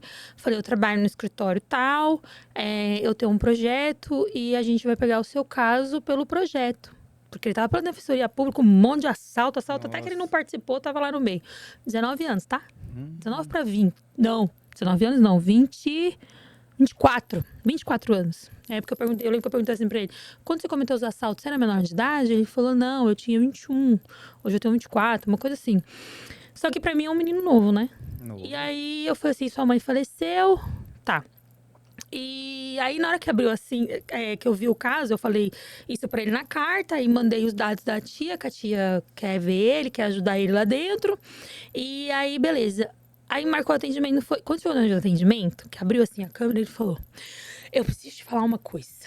E eu falei: oi, tudo bem? Ele: não, eu preciso falar antes que eu esqueça. Você é a Márcia, né? Ou você é a Júlia? Eu falei: eu sou a Márcia, a Júlia tá entrando, que é a advogada. Aí eu falei assim: ela tá entrando. Ele falou assim: então, eu estava lá no pavilhão tal. E eu já estava com as minhas coisas prontas pra pedir castigo. E eu ia sumir daqui. sabe quando você não quer mais nem viver? E eu Meu fiquei olhando Deus. assim pra cara dele, assim, ó. Ele falou, então. Aí, eu falei, eu vou fazer um propósito com Deus. Porque se eu fizer um propósito com Deus, eu vou orar tantos dias e Deus vai me dar uma direção. Porque eu estava estudando, minha cadeia é alta.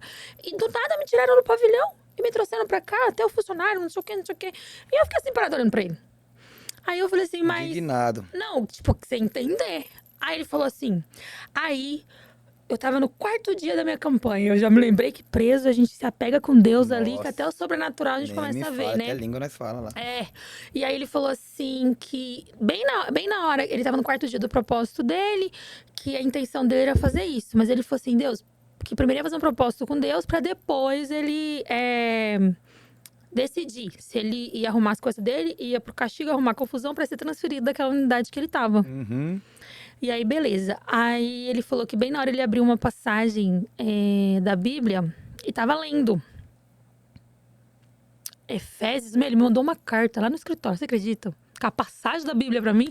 Porque até eu falei, é sério que você tá me contando isso? Ele falou, sério. Meu, não, eu não sei te explicar. Ele, tipo, ele ficou... Você olhava, você via que ele tava meio... Será que eu tô acordado? Será que é Meio sério? aéreo, meio. Aí ele falou que tinha uma passagem da Bíblia, Efésios, não sei o quê, e que nessa passagem ali, depois eu deixo na descrição, tá? Pra quem quiser ver, porque é bem bonita mesmo. Falava sobre o socorro, não sei o quê, não sei o quê.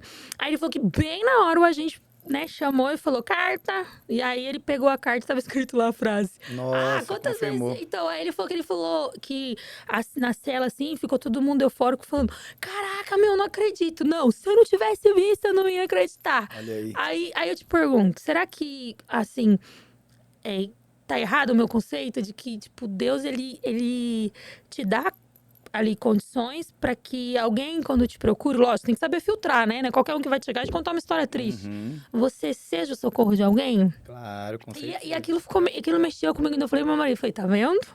Você tá vendo quando eu falo pra você que a gente não pode olhar e dizer assim, não, eu não vou ajudar só você me pagar? Você tá vendo que não é assim que Aí, ó. as coisas funcionam? E ele falou, eu vi seus olhos brilharem, eu já sabia que você ia fazer. Ele falou pra mim. Porque, assim, antes eu não tinha filtro. Eu sempre Todo mundo falava que assim, vinha. não, chegou, me contou uma história, nós estava até chorando junto. Hoje em dia eu já não derramo mais tantas lágrimas. Minha psicóloga falou que isso é errado, que eu tô guardando muita coisa pra mim, só que eu comecei a analisar e começa a pregar isso na sua vida. Nem todo mundo merece a sua lágrima. E quando você for chorar, você tem que chorar por algo que faça muito sentido pra você. Talvez você se emocione vendo um filho, ou quando você fala eu te amo pra um familiar, ou pra pessoa que você gosta, porque são situações que são importantes pro seu dia a dia e tudo mais. Exatamente. Só que eu comecei a dar uma analisada, depois eu comecei a estudar física quântica, que você é aquilo que se aproxima de você. Então, quando você se aproxima de pessoas muito depressiva, com muito problema, muito chorona, você meio que é aquilo. E aí, quando você analisa, não, eu não quero isso. Eu quero me aproximar de pessoas que sejam prósperas, eu não tô falando financeiramente, Uhum. mas que tenham um Tá pelo psicológico futuro, né? equilibrado, que tenha interesse em viver coisas boas, experiências boas, que tenha interesse em crescer. Você, consequentemente, se torna uma dessas. Então, você só vai atrair esse tipo de pessoa para sua vida. E aí, eu comecei a pregar isso. Então, não é toda história triste mais que me comove. É. Mas antes, aproveitaram muito de mim, viu? Mas é assim, até a gente aprender leva um tempo. Me ligava, pedia, às vezes... A história era sempre assim, ai, me empresta R$ 20 e vim comprar um leite. Daqui a pouco, eu falava, mas peraí, que leite é esse? Tá durando quase toda semana, né? Mas ia com essa história de, ai, uma história triste acabava me sensibilizando. Hoje em dia, não mais. E se você pega os vídeos pra assistir do começo, né? Pra hoje você vê que antigamente eu chorava horrores. Hoje em dia, não mais. Porque você vai se autoanalisando, você vai vendo as coisas que você já passou. O sufoco, as dores. E quem tava lá? É. Quem tava lá com você dentro da cela? Só Deus mesmo. Esse lugar aí, só Ele que visita, filho. Você ficou de castigo alguma vez? Não, graças a Deus não. Fiquei meus 7 anos sem nenhuma falta.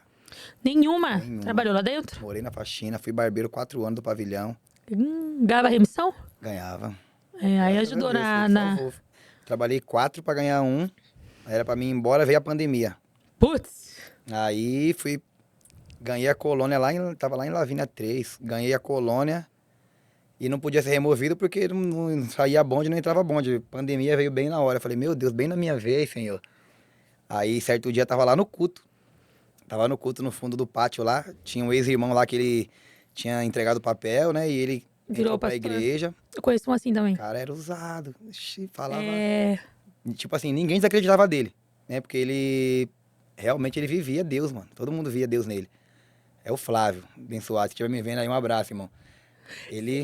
Eu já reparei que o momento que você mais se conecta com Deus é na dificuldade. E aí, quando você passa essa dificuldade, você tem uma opção. Você continua conectado com ele ou você esquece? E aqueles que se conectam, eu conheço também um que era irmão, roubava, matava, fazia o escarcéu. Deus tocou no coração dele e eu acredito cegamente que ele mudou de vida. Tá vendo? É assim, porque a mudança é muito drástica. Ao mesmo tempo que ela é radical, é espantosa, ao mesmo tempo você fala, pô, só Deus pode fazer isso, A né? forma de falar também muda. Exatamente. O olhar, aquele olhar assustador, tipo, intimidador, Já muda. já muda. Aí você consegue ver um olhar mais sereno, mais tranquilo. É o brilho do Espírito Santo. Quando a pessoa tá com Deus, é totalmente diferente. Exatamente. Eu faço totalmente. muita leitura de pessoas. Por isso que eu falo pra você que certas coisas assim não dá muito certo eu ir lá e defender, não. Então, aí quando chegou eu tava lá nesse culto, né? Dia de domingo. Domingo nem cantava bom de nada. Culto de manhãzinha lá no fundo, eu tava lá, a gente tava louvando a Deus e tal. Aí o faxineiro gritou lá, ó. E eu já tinha saído da faxina, né? Porque eu já tava coloniado já fazia um tempo, né? Pra não dar nada de. Ah, eles Sabe, nem tudo que deixam, acontece, os né? caras mandam faxina de bonde. Sim. Então, como eu já tava coloniado, eu falei, que vou voltar pra massa. Aí voltei pra Cela 8, onde eu morava.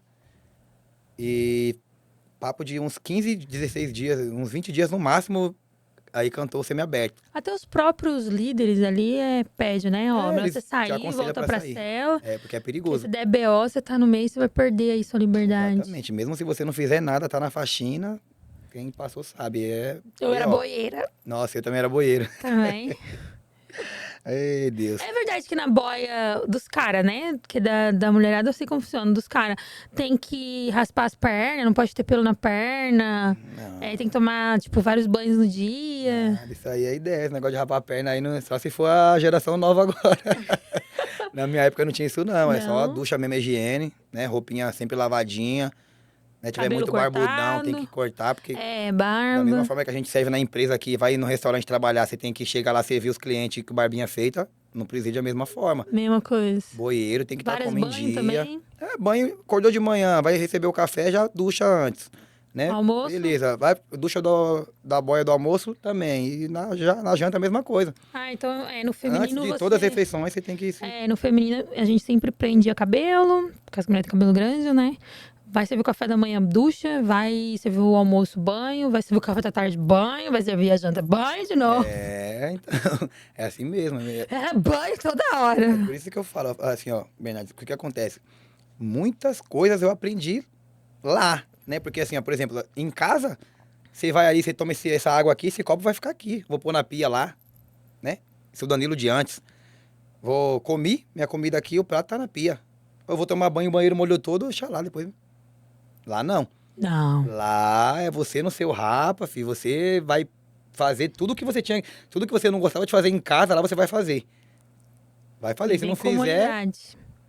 tá como Viver em funciona. comunidade, viver entre pessoas. Só que lá tem as regras de lá, né? Tem as regras. Hoje em dia eu sou bem mais ativo. Eu chego em casa, tô um negócio ali, ó, a louça tá na pia, eu vou lá. Eu odeio Tá fazendo bagunça. essa louça, opa, o banheiro tá aqui, opa, já vou passar o pano.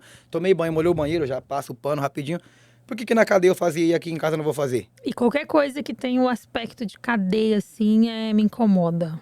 Eu mudo totalmente meus roteiros também. Nossa, me Quando eu incomoda. tô lá na barbearia, que o cliente chega, acabou de sair, começa com um papinho, mano, então, lá tá assim, eu falo, amigão, todo respeito, irmão. Respeito seu espaço, passei também, sei que é difícil, mas vamos deixar essa história pra uma outra situação. Cortar o Vamos cabelo conversar aqui de de coisa boa. boa. Não, porque não, que fulano e tal, que não sei quem, que apanhou. Mano, esquece isso, irmão, já era, que você tá na rua. Bota a mão pra frente, taca a mão pra trás, calma, você tá na rua, fica de boa. Meu primo veio de saidinha agora, né? Tira a mão pra trás, a mão pra frente, tá na Tira rua. essa camisa de dentro, Thiago, tá com... Ele, mau costume, tá vendo? O negócio acostuma. Só que tem pessoas que, tipo assim, quer perder esse costume, porque é horrível. Eu acho horrível. Hoje em dia eu olho e falo, meu Deus, Graças a Deus me libertou disso. Eu ainda tenho um hábito muito feio até hoje. Se eu tô no meio de uma discussão, eu coloco a mão pra trás. É. Você acredita? Mas se torna hábito, até. Eu coloco a Creio mão que pra até eu trás. também. Quando é uma discussão bem calorosa assim, você bota a É. mão pra ver que, tipo assim, ó, bota a mão Eu não. tirei uns bons dias, quase 10 anos. Então, alguns hábitos eu ainda tô tentando me policiar. Mas quando é uma discussão muito acalorada, assim, eu coloco a mão pra trás. E aí eu não falo palavrão, não. Porque, tipo, né? Você Sabe não... colocar as palavras, disciplina Exatamente. continua. Meu marido até fala assim: você fica nervosa, você baixa o tom da voz, aí você coloca a mão pra trás. Eu falei, pois é, um espírito desce em mim. E esse espírito chama Márcia Quaresma, falo pra ele. É, bem Porque, assim. né, eu acho que vem de lá. E também eu não gosto de escuro. Não sei se você pegou algum trauma. E aquele barulhinho da chave, assim, Nossa. sabe? Batendo assim no ferro, É maluco. horrível aquilo ali, né? Não, Aquela se tiver sensação. um silêncio e eu ouvir aquela chave, eu desmaio. Porque É. é como se meu cérebro entendesse que eu tô sonhando. Tipo, não, você voltou pra lá.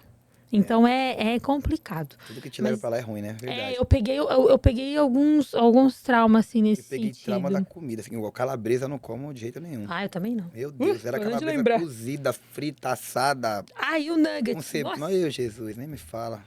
E a linguiça? Deus me livre. Bem melhor aqui Eram fora, umas né? coisas Verdade. bem... E ainda tem quem acha que preso come bem. Verdade. Não, e o povo acha que assim, tá preso, tá comendo, tá dormindo. Não queira estar lá, filho. Não queira estar lá que eu vou falar. Só quem passou mesmo. Eu quero estar lá comendo e dormindo. Isso, melhor você ficar na rua virado que na cadeia dormindo e comendo.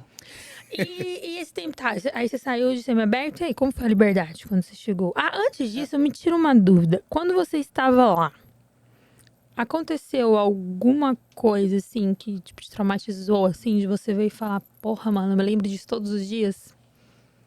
De traumatizar, assim, eu creio que não traumatizou, mas marcou muito, assim, a minha memória. Um amigo nosso lá, ele morreu, né? Tipo, ele faleceu lá com a perereca lá. Quem não sabe, perereca é aquele aquecedor que a gente faz lá, né? Quando tu se encontra Lá você preso. faz com pilha? Não, lá a gente fazia com uns pedaços de ferro mesmo de construção que a gente achava, os caras mandavam pra nós, a gente cortava, serrava Sim, os sim. bichos, né, que a gente chamava. A gente colocava cortador de unha, que a gente chamava trim, colocava o chinelinho, dois cortadores de unha ali, ligava na tomada, colocava na água. E aí esse cara baixou um espírito nele lá, né? Ele recebia as entidades e tal. Ah, sim, tem muito isso lá E dentro. isso aí se manifestou nele na hora, ele tava perto do A facção chegou até a proibir uma época que você... adorar, né? A invocar, Isso, entidade, você ia pras ideias. Isso, De tanto que tava dando tava dando muito polêmica. vulgo isso aí no sistema. Aí hoje em dia, ele, né? Eles respeitam, claro. Mas É não se respeitado. pode exercer. Isso, porém não se pode ter um templo, por exemplo. Todos os presídios de São Paulo vai ter uma igreja. Se não Sim, tiver igreja, vai ter a cela da igreja, é. né? Se não tiver a cela da igreja, vai ter os irmãos que moram na cela da igreja. Vai ter que ter. É respeitado esse espaço, né? Agora, a questão de Umbanda, essas coisas, eles Umbanda e candomblé não é Candomblé permitido. Você pode, claro, o cara recebe lá o santo, ele pode receber normal. O que eles não aconselham, hoje em dia, eu não vou dizer que não pode, né? Que é proibido proibir, então não vou dizer não pode, mas vou dizer assim, o que não é orientado é eles ficar conversando, tipo, quem tá aí? Aí vem Na minha outro época não era rapaz. autorizado mesmo. Se a entidade baixar ela em você, você ia pras ideias. Aí teve uma. Eu lembro que teve uma discussão ali que foi para o setor e aí falou assim: mas a entidade veio, eu não tenho como controlar ela. Aí a irmã falou assim: então você vai sentar com ela e você vai falar com ela e vai dizer: ó, respeita, porque aqui você não pode aparecer. Como que é? A minha me ouve, que a sua não vai te ouvir. Aí eu fiquei pensando, eu acho que a irmã acho que ela tá mentindo, por isso que a irmã falou isso, porque ela não mexe com entidade. Eu na minha cabeça, né? Uhum. Tipo, nem não sabia da história delas. Então, eu pensei isso naquela hora, né? E realmente, depois nunca mais a menina apareceu com essa história de entidade. Porque eu não sei, posso estar enganada, mas se a entidade sabe que vai te prejudicar e ela é algo bom pra você, como que ela vai aparecer sabendo que você vai sofrer consequência? Então, o que tinha muito? A gente sempre respeitou, claro, respeitou todas as religiões. Só que, tipo assim, o que acontecia muito? Eles viam, a rapaziada viu que quando o cara vinha com a entidade, bastante gente da cela era adepto a essa religião. Bastante.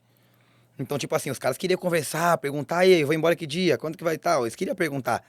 E isso não era permitido, entendeu? Tipo, ali a comunicação. Sim. Eu falo porque eu vi, eu saí em Mandava 2022. trabalho pros outros. Isso, eu vi a 2022, já tinha não sei se era salve ou conscientização, mas já tinha, falando que não podia Era invocar. salvo. Se viesse... Era salvo em 2016, era salvo. Aí, ó, tá vendo? Já não Saiu acompanho. em 2018, era salvo.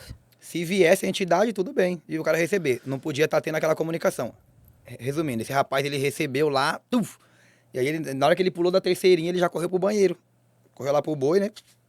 Na hora que ele correu, já foi de frente com os fios. Fio que a gente fazia, já grudou, caiu lá na água, o negócio não soltava de jeito nenhum.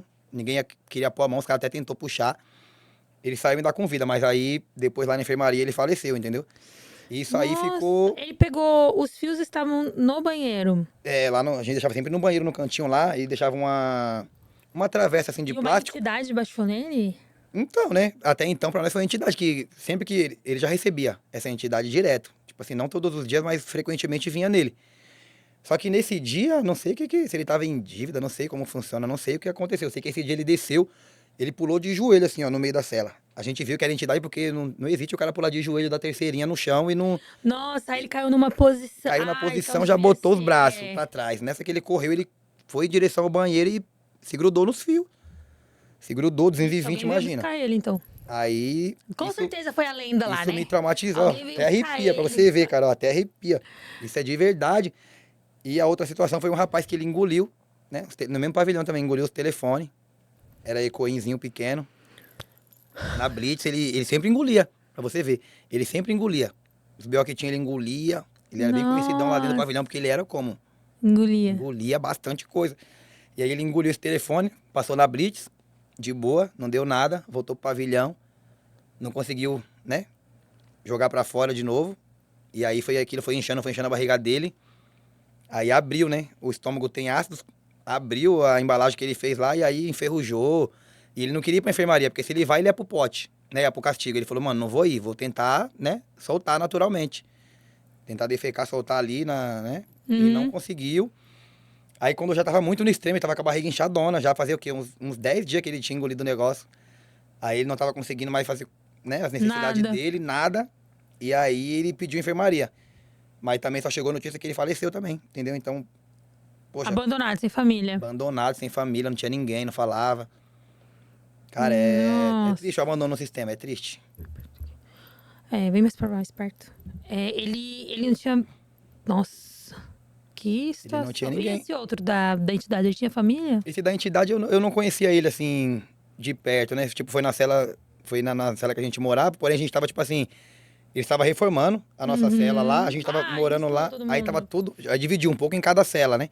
Porque os caras tentaram fugir lá e tiveram que interditar a cela pra gente ir pra outra cela. Ele morava na cela que a gente foi, aí dividiu, a gente morava em 36, eu acho, aí foi dividido na massa, num set. 36 homens. A gente morava em 42. E visita. Visita todo mundo que não tem pedalando no pátio, na chuva ou no sol, e quem tem, na cela. 4 camas. 4 camas. Lá Caraca. é 12, né? Ah, é verdade. É compacta, 8 celas, 12 camas. Então vou te falar. Visita. Aí depois, né, de muito sofrer, os irmãos viu lá que, poxa, não tinha cabimento a gente também ficar pedalando na chuva ou no sol, por causa da visita também. Porque e os que não tinha visita, ficava a maioria à mercê. Aí reservaram uma cela, né? Especificamente, tipo, lá no esporte, a cela 2, geralmente, deixava a cela 2 pra quem não teve visita quiser usar o banheiro, quem não teve visita quiser ir lá tomar uma ducha, alguma coisa do tipo, assistir uma televisão, entendeu? Aí foi melhorando, né? Foi melhorando. Amenizando o sofrimento, vamos dizer assim. Eu lia bastante, eu li muito, muito. Mas eu tinha visita, então eu sofria mais por causa do meu marido mesmo, que me abandonou. Mas ele não era meu marido na época, era meu namorado. Mas o dia da visita era um dia muito carregado. Eu odiava sábado, domingo, eu Parece que não odiava. acabava, né? E Parecia. segunda-feira, aqui na rua, eu ainda tenho esse. Tipo assim, mano, ai, domingo, já esse dia acabar. Acho que é muitos anos, né? Ficar na cabeça. E eu não. No domingo é um dia que eu não tenho muita disposição pra fazer nada. Eu já tentei mudar isso, mas eu acho que ainda tem que trabalhar mais psicologicamente. Porque a semana eu adoro, é eufórica, sabe? Mas o domingo é embaçado pra mim. Eu não gosto. É. Não consigo desenvolver muito, sabe? No domingo. Não sei por. Na verdade, eu sei o porquê, né? Só não consegui tratar isso ainda. Ainda não conseguiu, tipo, adequar a sua vida, né, a É. isso, E porque... a liberdade veio, e aí? Então, aí a liberdade veio, tive que fazer aquele criminológico, né? Como eu ia dizendo, só pra finalizar aqui, que eu tava falando do culto, tava no culto e cantou a Ah, liberdade, verdade, do culto. cantou a colônia. Tipo, os caras, ó, semi-aberto, que o faxineiro vem gritando lá da gaiola. Aí eu nem me toquei, porque tipo assim, pô, domingão, eu fiquei meio assim, né, surpreso, porque de domingo cantar cantar colônia, eu sabia que eu tava coloniado, mas tipo assim, ia demorar pra mim sair. Uhum. Aí quando veio, cantou lá na cela 8 Danilo, eu falei, nossa, é eu. Semi-aberto, falei, mas vai sair hoje? Falou, vai sair hoje, mano. Aí lá em Lavínia, eles costumavam mandar só semi-aberto. Valparaíso, que é também lá na 018, e Rio Preto, né, que já era 017. Então ficaria longe pra caramba pra mim ter visita também lá. Aí eu falei, meu Deus do céu, eu vou ficar longe de casa de novo. Por mais que eu vou pra colônia, mas tá bom. Mas tô indo pro semi-aberto. Aí nessa que eu tava saindo, o guarda falou assim, ó, você deu sorte, hein? Você pegou o primeiro bonde pra Tremembé. Eu falei, pra Tremembé? Ele falou, é. Eu falei, meu Deus, obrigado, cara. De Lavínia, 3. Lá perto do Mato Grosso, na divisa. Voltar, você vinha aqui pra Tremembé, que é 1 hora e pouquinho, 2 horas da capital, tava como? Num quintal de casa. Falei, maravilha. Aí fui pra Tremembé, tive 2 saidinhas ali, aí na segunda que eu voltei, eu vim embora de vez, graças a Deus. E aí começou o seu trabalho com a barbearia? Você continuou? Você seguiu? Então, aí foram coisas que eu aprendi lá, né? Que eu adquiri lá durante, né, o tempo que eu fiquei preso. E isso que eu costumo falar. Às vezes a gente vê a dificuldade, vê a situação difícil, a gente quer se entregar. Às vezes a gente, não tem o que fazer, vou esperar passar essa fase ruim. Mas eu tirei muito proveito, né, dessa situação, porque eu falei, poxa, eu vou ter que ficar aqui esse tempo todo. O que que eu posso tirar de bom disso? O que que eu posso fazer para melhorar, né? Porque é um passeio normal, a vida é um passeio. Nós estamos aqui num passeio, a gente tem que brincar em todos os brinquedos enquanto é tempo, senão não vai dar tempo depois, é só essa. Então eu falei, já que eu tô aqui nessa parte ruim do parque, eu vou ter que precisar fazer algo para mim não deixar minha mente, né, chapar, virar. Vou ter que me apegar com alguma coisa aqui. Então, a primeira coisa que eu fiz, me apeguei mais com Deus. Comecei a frequentar os cultos. Comecei a ir pro culto. Aí comecei a jogar futebol, né? Mas o que me chamou muito a atenção mesmo foi o corte de cabelo. Então, quando eu cheguei em 2016 de novo, que eu tinha acabado de sair em 2015 e voltei em 2016, aí eu falei, meu Deus do céu, e agora? O que eu vou fazer, mano? Não sei fazer nada aqui. Na colônia você ainda conseguia fazer alguma coisa pra ganhar dinheiro. Aqui não tem trampo, não tem nada. Aí eu falei, mano, eu vou cortar cabelo. Eu vi os caras cortando com o pente, com a gilete assim, aquilo me chamou a atenção. Eu falei, poxa, que legal, o cara corta o cabelo com um pente, uma gilete de Presto Barba, o cabelo fica cortadinho, parecendo que foi com a máquina. E aí eu comecei a observar os barbeiros cortando, comecei a observar. E aí eu vi que eu tinha o dom de cortar cabelo, porque não é normal você olhar, né, aprender olhando e tipo assim, quando eu fui cortar, claro, cometi alguns erros de corte, como qualquer coisa que a Qualquer gente vai começar iniciante. na vida, a gente vai errar. Mas aí eu vi que com 1, 2 meses eu tava cortando o cabelo. Com 2 meses eu tava cortando o cabelo sozinho, tipo, pegando e cortando. E o cara falando, ficou bom, negão, pô, você desenrola. E aquilo me deixava mais forte, de certa forma, porque quando alguém elogiava o meu corte de cabelo, eu falava, ô, neguinho, você desenrola, você cortava no mundão? Tô no caminho certo. Aí eu falava, não, mano, é isso que eu quero fazer, eu quero cortar cabelo. Então, algo que eu aprendi lá no sistema que eu trouxe pra rua, a primeira coisa foi isso. Né? A minha profissão de hoje, barbeiro, com E muito orgulho. esse projeto seu da academia na rua, ele surgiu quando? Então, esse projeto da academia na rua, ele surgiu também através dessa situação, porque quando eu saí, eu montei a minha barbearia na garagem de casa, né? Só que eu vi que lá era uma rua meio parada, não tinha movimentação, nada, então apareceu a oportunidade que meu cunhado estava saindo de um ponto, que era uma tabacaria dele, né, em uma rua mais movimentada. E aí ele falou, Danilo, você não quer pôr a barbearia lá embaixo? Eu vou sair de lá e tal, pá. Eu falei, vamos ver, mas o aluguel lá, o aluguel é barato e tal, mano. Aí eu fui lá ver, gostei, é bem na praça assim e tal, montei a barbearia lá. E outra coisa que eu adquiri também no sistema foi treinar. Porque eu fui preso, eu era uma vara. Não que eu seja hoje em dia, né? Mas eu era bem magrinho, magrinho, magrinho mesmo. E aí eu comecei a treinar. Eu via que os moleques perto da saidinha começavam a treinar pra chegar na rua, né? Pra não parecer que tava preso e tal. E eu vi que tinha uns caras lá, tipo assim, academia lá, a gente fazia de garrafinha e tal, como você sabe. E todo mundo treinava. Só que quando era a próxima saidinha, era, tipo assim, todo mundo, parecia academia no verão. Então todo mundo queria treinar na saidinha. Aí eu falava, poxa, como que esses caras ficam pegando peso na cadeia? Que doido, né? Só que aí eu comecei a encostar com os meninos e falava, Danilo, vamos fazer um treino, mano. É bom, você é louco, aqui você vai ficar chapando, vamos treinar com nós pra você não ficar com a mente desocupada. E aí eu comecei a treinar. Comecei a treinar, gostei. Peguei zelo por isso, peguei amor, né, pela academia. E aí comecei a treinar, eu vi que isso era bom também. Então, duas coisas boas que eu adquiri.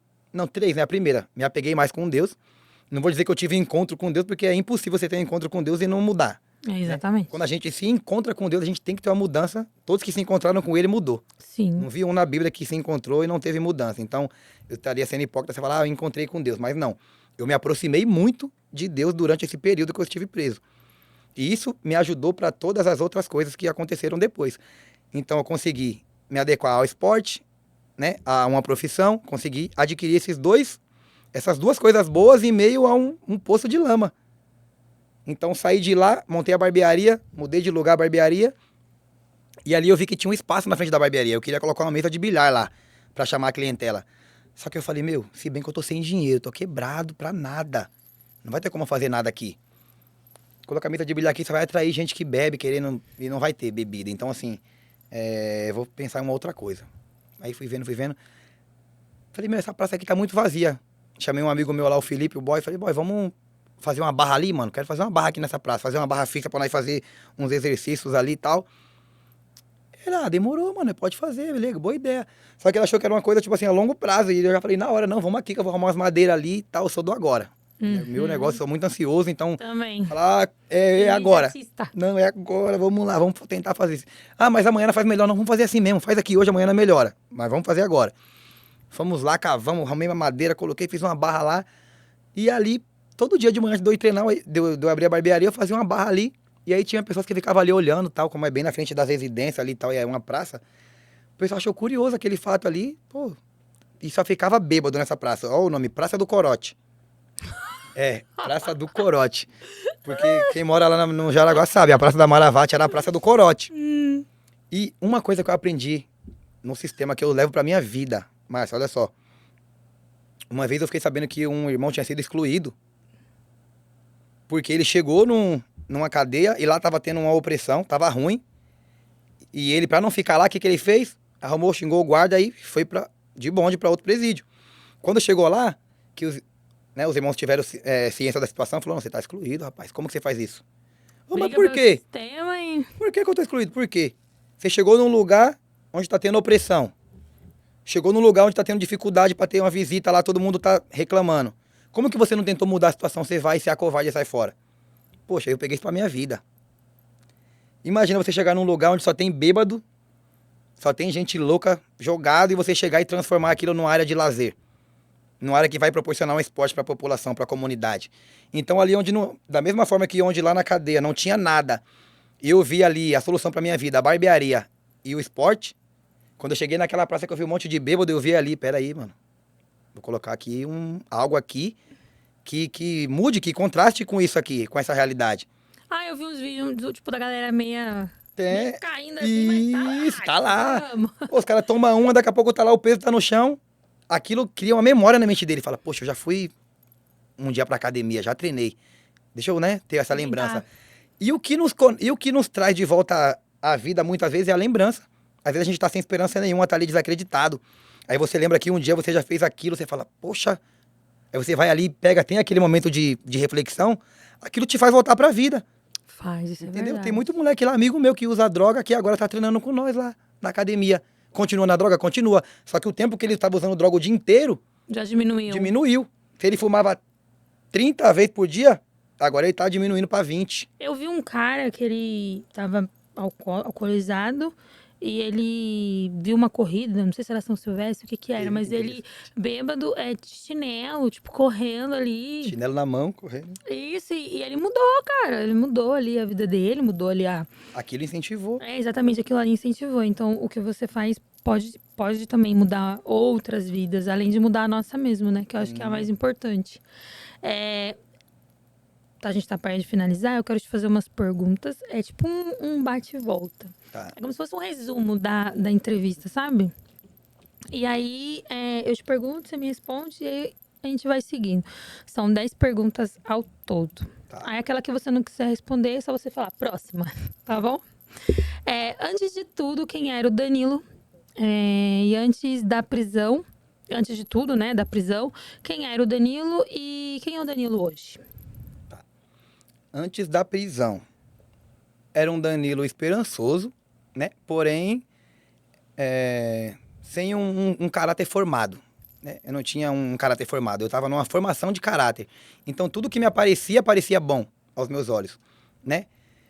E a convivência no presídio me fez ver que todo mundo que estava ali tinha uma história. Todo mundo que estava ali tinha um objetivo. E na grande maioria o objetivo era ter um dinheiro, uma vida boa. Na grande maioria era isso. E todos teve ali o mesmo destino. Então aquilo me fez mudar muito. Então o Danilo de hoje é um Danilo mais maduro, né? Com certeza que sabe ouvir mais, que eu gostava muito de falar, né? Às vezes eu só ouvia você falando eu já, não, peraí. Hoje em dia eu aprendi a te escutar mais. Eu aprendi que o homem não é nada sem a sua liberdade, né? Então, assim, hoje o Danilo é muito mais maduro, um Danilo de caráter formado. Certo.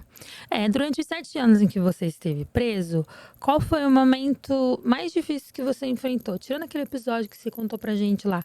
Assim, uma dificuldade que você teve, que você enfrentou ali, assim. A maior dificuldade que eu tive, porque quando eu fui preso, a minha filha tinha acabado de nascer, eu tinha minha esposa, né? E as duas dependiam totalmente de mim, né? Dependiam totalmente de mim. Então, quando eu fui preso, a minha mente ficou totalmente focada na rua. Porque a gente não tinha uma casa própria, né? Então, assim, eu fiquei preocupado. Falei, meu, e agora? Minha mulher lá fora com a minha filha. Então, esse começo, no início de tudo, foi a parte mais difícil pra mim. Não saber como a minha família ia se sobressair, sobreviver, né? Sem mim, porque ela não tinha uma profissão até então. Com a sua ausência, né? Houve algum momento ali durante a prisão que fez você mudar de vida, decidir mudar de vida? Sim, o momento em que eu decidi mudar de vida, que eu decidi mudar de vida mesmo, foi quando eu vi que eu já estava preso pela segunda vez e já estava 4 anos preso. Tipo assim, somando com os outros 2 anos que eu tirei anteriormente, já estava 6 anos. Faltando 1 ano para mim ir pro semiaberto. Então eu falei, o que eu vou querer da minha vida? Teve um dia, cara, que eu tive uma reflexão. A gente pensa, todos os dias a gente tem pensamentos, mas tem um dia que a gente pensa que aquilo ali, fala assim, não, isso aqui foi a virada de chave. Então teve um dia que eu me peguei parando tudo que eu perdi, né, por conta do crime. E eu não falo das coisas materiais que eu adquiri, porque quando eu falo do crime, tudo que eu adquiri no crime ficou para trás também. Quando eu saí do crime, eu já tinha perdido tudo. Então, peraí, eu devia ainda algumas coisas ainda. Então Deus falou, peraí, vou te colocar lá, nesse presídio aqui, você vai aprender a viver, depois você retorna. Então, assim, muitas coisas que eu fiquei devendo lá atrás, né, eu fui pagar lá. Então, hoje em dia, aqui na rua, pô, a minha mente é totalmente outra. Outra, né? Tinha mais uma pergunta que era como que foi o começo da barbearia, mas essa você já respondeu. Quais foram a maior dificuldade, tipo uma em específico, nesses 4 anos seus de liberdade que você enfrentou? A maior dificuldade? A readaptação, né, do capital. Porque, querendo ou não, um cara que era acostumado a ganhar 7 mil reais por semana, ele passar a sair pra rua e não ter nenhuma profissão, falar assim, o que eu vou fazer agora? Porque lá onde você tomava conta já tem, passou 7 anos, cara. Você acha que vai ter vaga pra você? Não vai ter. Entendeu? Então, tipo assim, a readaptação, o choque de realidade que você tem quando você vem pra rua e você vê que nada vai ser tão fácil quanto parecia ser, essa é a parte mais dura que tem. O cara aceitar e se recolocar assim no mercado de trabalho. Não, agora eu vou voltar a trabalhar, o que eu vou fazer? Sim. Saber o que vai fazer, é a coisa mais difícil que tem quando o cara sai. O preconceito, né, no seu caso de você ter ficado preso e tudo mais, como você lida com ele? Então, uma pergunta muito boa. Até mesmo antes de eu vir pra cá, meus amigos me falavam, né? Você vai lá e tal, vai falar da sua trajetória. Não precisa, mano. Você tá subindo no Instagram agora, todo mundo tá gostando dos seus treinos. Só que, assim, a gente não pode negar o que aconteceu na nossa vida, né? Seria vergonha se eu estivesse aqui agora falando, eu roubo, eu trafico, eu tô com dinheiro, entendeu? Isso seria uma vergonha pra mim. Só que eu tô aqui falando de alguém que já fez tudo isso e viu que não é bom e hoje tá aqui falando pra você fazer ao contrário do que eu fiz. Conseguiu mudar, né? Consegui mudar a minha trajetória, entendeu? Então, assim, o que eu posso falar de tudo isso que aconteceu? A minha vida é totalmente... Desde o início, é um livro aberto, eu não tenho o que esconder. Como que eu vou vir aqui, eu vou esconder a minha trajetória? Por mais que eles me vejam um dia o Danilo realizado, empresário, lá em cima no topo de tudo, mas será que ele chegou lá daquele jeito ali? Será que esses empresários que a gente vê hoje na mídia, será que todos eles foram, a caminhada deles foram sempre linda e elegante, eles são empresário bem-sucedido que é hoje? Ou será que eles também já deram cabeçada, já andaram pra trás, depois parou pra ver, não, peraí, eu vou por aqui que é melhor. Ou tem muitos que se fazem de humilde na rede social, de ser uma pessoa que só quer que conheçam a sua história e por trás é arrogante, prepotente. Exatamente. Olha, eu vou te falar, eu tive umas experiências aí que se eu fosse abrir minha boca, eu falo, eu prefiro assegurar a reputação de algumas pessoas, sabe? Mas vai ter uma hora que vai encontrar com alguém que não vai fazer a mesma coisa, né? Exatamente, o preconceito sempre vai ter, né? A gente nasceu pretinho, ainda vai preso, né? Não que seja pior por causa da cor, mas sabe que existe já o preconceito. Pra você Não só pra preto, mas pra branco também, pra mulher, pra não. homossexual, pra tudo. Mas pra pretinho é pior. É pior, Todo mundo sabe. exatamente. Até hoje acontece. Ó, o Vini Júnior acabou de sofrer outro episódio de racismo. Então isso aí, não importa a classe que você esteja, a cor da sua pele sempre vai falar. Pra algumas pessoas, né? Sempre vai falar. Eu Pra fui algumas, pra pequena num minoria. local e quando chegou no presídio, a primeira coisa que eu vi foi, nossa, olhando pra você assim, eu não diria que você já ficou presa. Eu imagino um outro tipo, assim, sabe? Aí descreveu o tipo, né, que imaginava. Aí eu falei assim, mas por quê? Aí a pessoa me respondeu, né? Porque é o que a gente tá acostumado a ver, né? É o que a gente tá acostumado a ver. Eu falei assim, pois é meio difícil, né? Ver uma mulher branca de cabelo liso na internet contando que cometia crime. É mais comum, então, ver diferente, né? E ela concordando ainda comigo. Eu na minha cabeça, caraca, né, meu? E você para pra ver, infelizmente é isso, né? É uma questão que eu nem gosto muito de entrar no mérito, porque sempre vem aqueles, como é que eu posso falar? Aqueles militantes que quer militar, mas não sabe militar da forma correta e começa a defender causa que quando você pergunta o significado nem sabe. Nem sabe a procedência. Exatamente. Só acha bonita a palavra e aí quer lá brigar e defender e tudo mais. E aí eu mesmo, pra eu desbancar, a primeira coisa que eu pergunto, mas o que é isso? Você pode me explicar, por favor? Aí eu já sei que a pessoa não sabe, porque ela fica, é sério que você tá me perguntando isso? Então eu nem gosto muito de entrar no mérito, mas a pessoa negra, ela sofre muito mais. Sofre, com 2, certeza. 3 vezes mais. Esse dia eu postei uma foto aí, um rapaz lá de outro país comentou, Prieto, asqueroso, tipo, não consegui nem ler. Depois falei, cara, esse cara tá me xingando. E assim, de graça, nem me seguia, nada. Eu olhei assim, eu, tipo, não reagi, só ignorei, bloqueei, pronto, entendeu? Porque eu vou ficar debatendo com uma coisa, eu sou preto mesmo, o que tem a falar? Mas a forma que ele falou maldosa, o mal tá nele, não tá em mim. Mas a gente tem que respeitar, né? Eu processo agora. Me encheu muito o saco, eu processo. O do projeto já respondeu. O que você diria para alguém que está preso hoje e acha que não tem mais saída? Pra alguém, se você que tá preso pudesse me ver hoje, diria pra você, cara, nunca perder as suas esperanças, entendeu? E focar, viver, né, o momento, porque se a gente não respeitar o momento, a gente não chega onde a gente quer chegar, ou seja, o processo. Viva o que você tem que viver aí, entendeu? Como em qualquer outro lugar da vida, a gente tem que viver o que tá vivendo no momento e se preparar pro melhor, né? Que o melhor tá vindo, o melhor vai ser depois. Então, assim, a cadeia é um campo preparatório, onde a gente se prepara, às vezes, para piorar e às vezes para melhorar. No meu caso, eu utilizei para melhorar como pessoa. E espero que você também consiga, entendeu, irmão? Espero que você consiga se libertar, porque no final de tudo, irmão, no final de tudo, o crime não compensa, entendeu? Isso é certeza. Isso mesmo. E qual é o maior sonho que você ainda deseja realizar?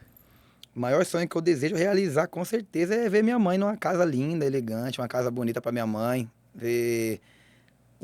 ela sonha em ter um restaurante, né? O meu sonho é realizar o sonho da minha mãe. Lá tem um restaurante. Quando esse sonho estiver realizado, já era. Minha Ela vida cozinha tá bem? demais. Melhor comida que eu já vi na vida. E eu já comi muitas comidas por aí, mas da minha mãe não tem como. É a melhor. É a melhor, com certeza. É isso aí. Eu quero te agradecer por você ter vindo, por você ter participado, ter contado sua história. Espero que você alcance tudo que você deseja. Eu tenho muita vontade de ir lá na onde você montou ali o seu espaço, porque eu acredito que se mais pessoas vissem, eu acho que traria mais como é que eu posso dizer assim, mais incentivo, sabe? E até mesmo quando você olha a forma como montou, eu acho que até dentro de um presídio, se eles se adaptassem àquilo, olhando ali, né, vendo que dá para montar, seria bom para ocupar a cabeça de quem tá ali muitas vezes achando que tudo acabou. Exatamente. Eu acho que isso é bem interessante. Então, como eu tenho, graças a Deus, uma boa visibilidade, outro dia eu tava pensando nisso. Quando meu marido viu, meu marido falou: Nossa, que incrível, que não sei o quê. Nossa, tinha que ser mais explorado, as pessoas tinham que conhecer mais. E eu falei: então, eu tô querendo ir lá. Filmar, mostrar como que é, fazer tipo meio que um mini documentário. Eu acho que vai ser legal para mais pessoas conhecerem. E outra pessoa chama, e outra pessoa chama, e vai chamando, e mais visibilidade vai trazendo pro projeto. Eu acho isso muito legal. Então, se tiver uma oportunidade, a gente Claro. conversa. Ficarei muito feliz se vocês puderem ir lá, claro. Já está convidada para ir. Obrigado pelo espaço aqui que você abriu, né? É legal, muito bacana a estrutura aqui. Muito bem recebido e foi muito bom ter contado a minha história aqui, um pouco dela, né? Pelo menos para quem me conhece só na internet, saber um pouquinho da minha vida é muito importante também, saber, né, com quem você está lidando. E é isso Faz aí. um diário, o povo adora diário online, onde você coloca lá, dia 1, tal dia aconteceu tal coisa, assim, assim, assim, assim. O pessoal adora isso. É, Eu percebo pelo público assim mesmo, né? Principalmente quem já passou pelo sistema, que conta, né? aham. A sua transição para a vida honesta, onde você trabalha, vive dignamente. Então as pessoas elas têm essa curiosidade, mas como que conseguiu? Então faz Como em que formato chegou? de diário, é bem legal. Legal, obrigado pela dica. Sim, então é isso, gente. Até a próxima. Espero que vocês tenham gostado. A passagem da Bíblia eu vou deixar aí nos comentários. E eu vou ver se eu lembrar, se eu não esquecer. Eu vou fazer uma foto da carta do rapaz e aí eu deixo no meio aí do vídeo aí. Em algum lugar aí do vídeo vai aparecer, tá bom? Até a próxima. Tchau, tchau.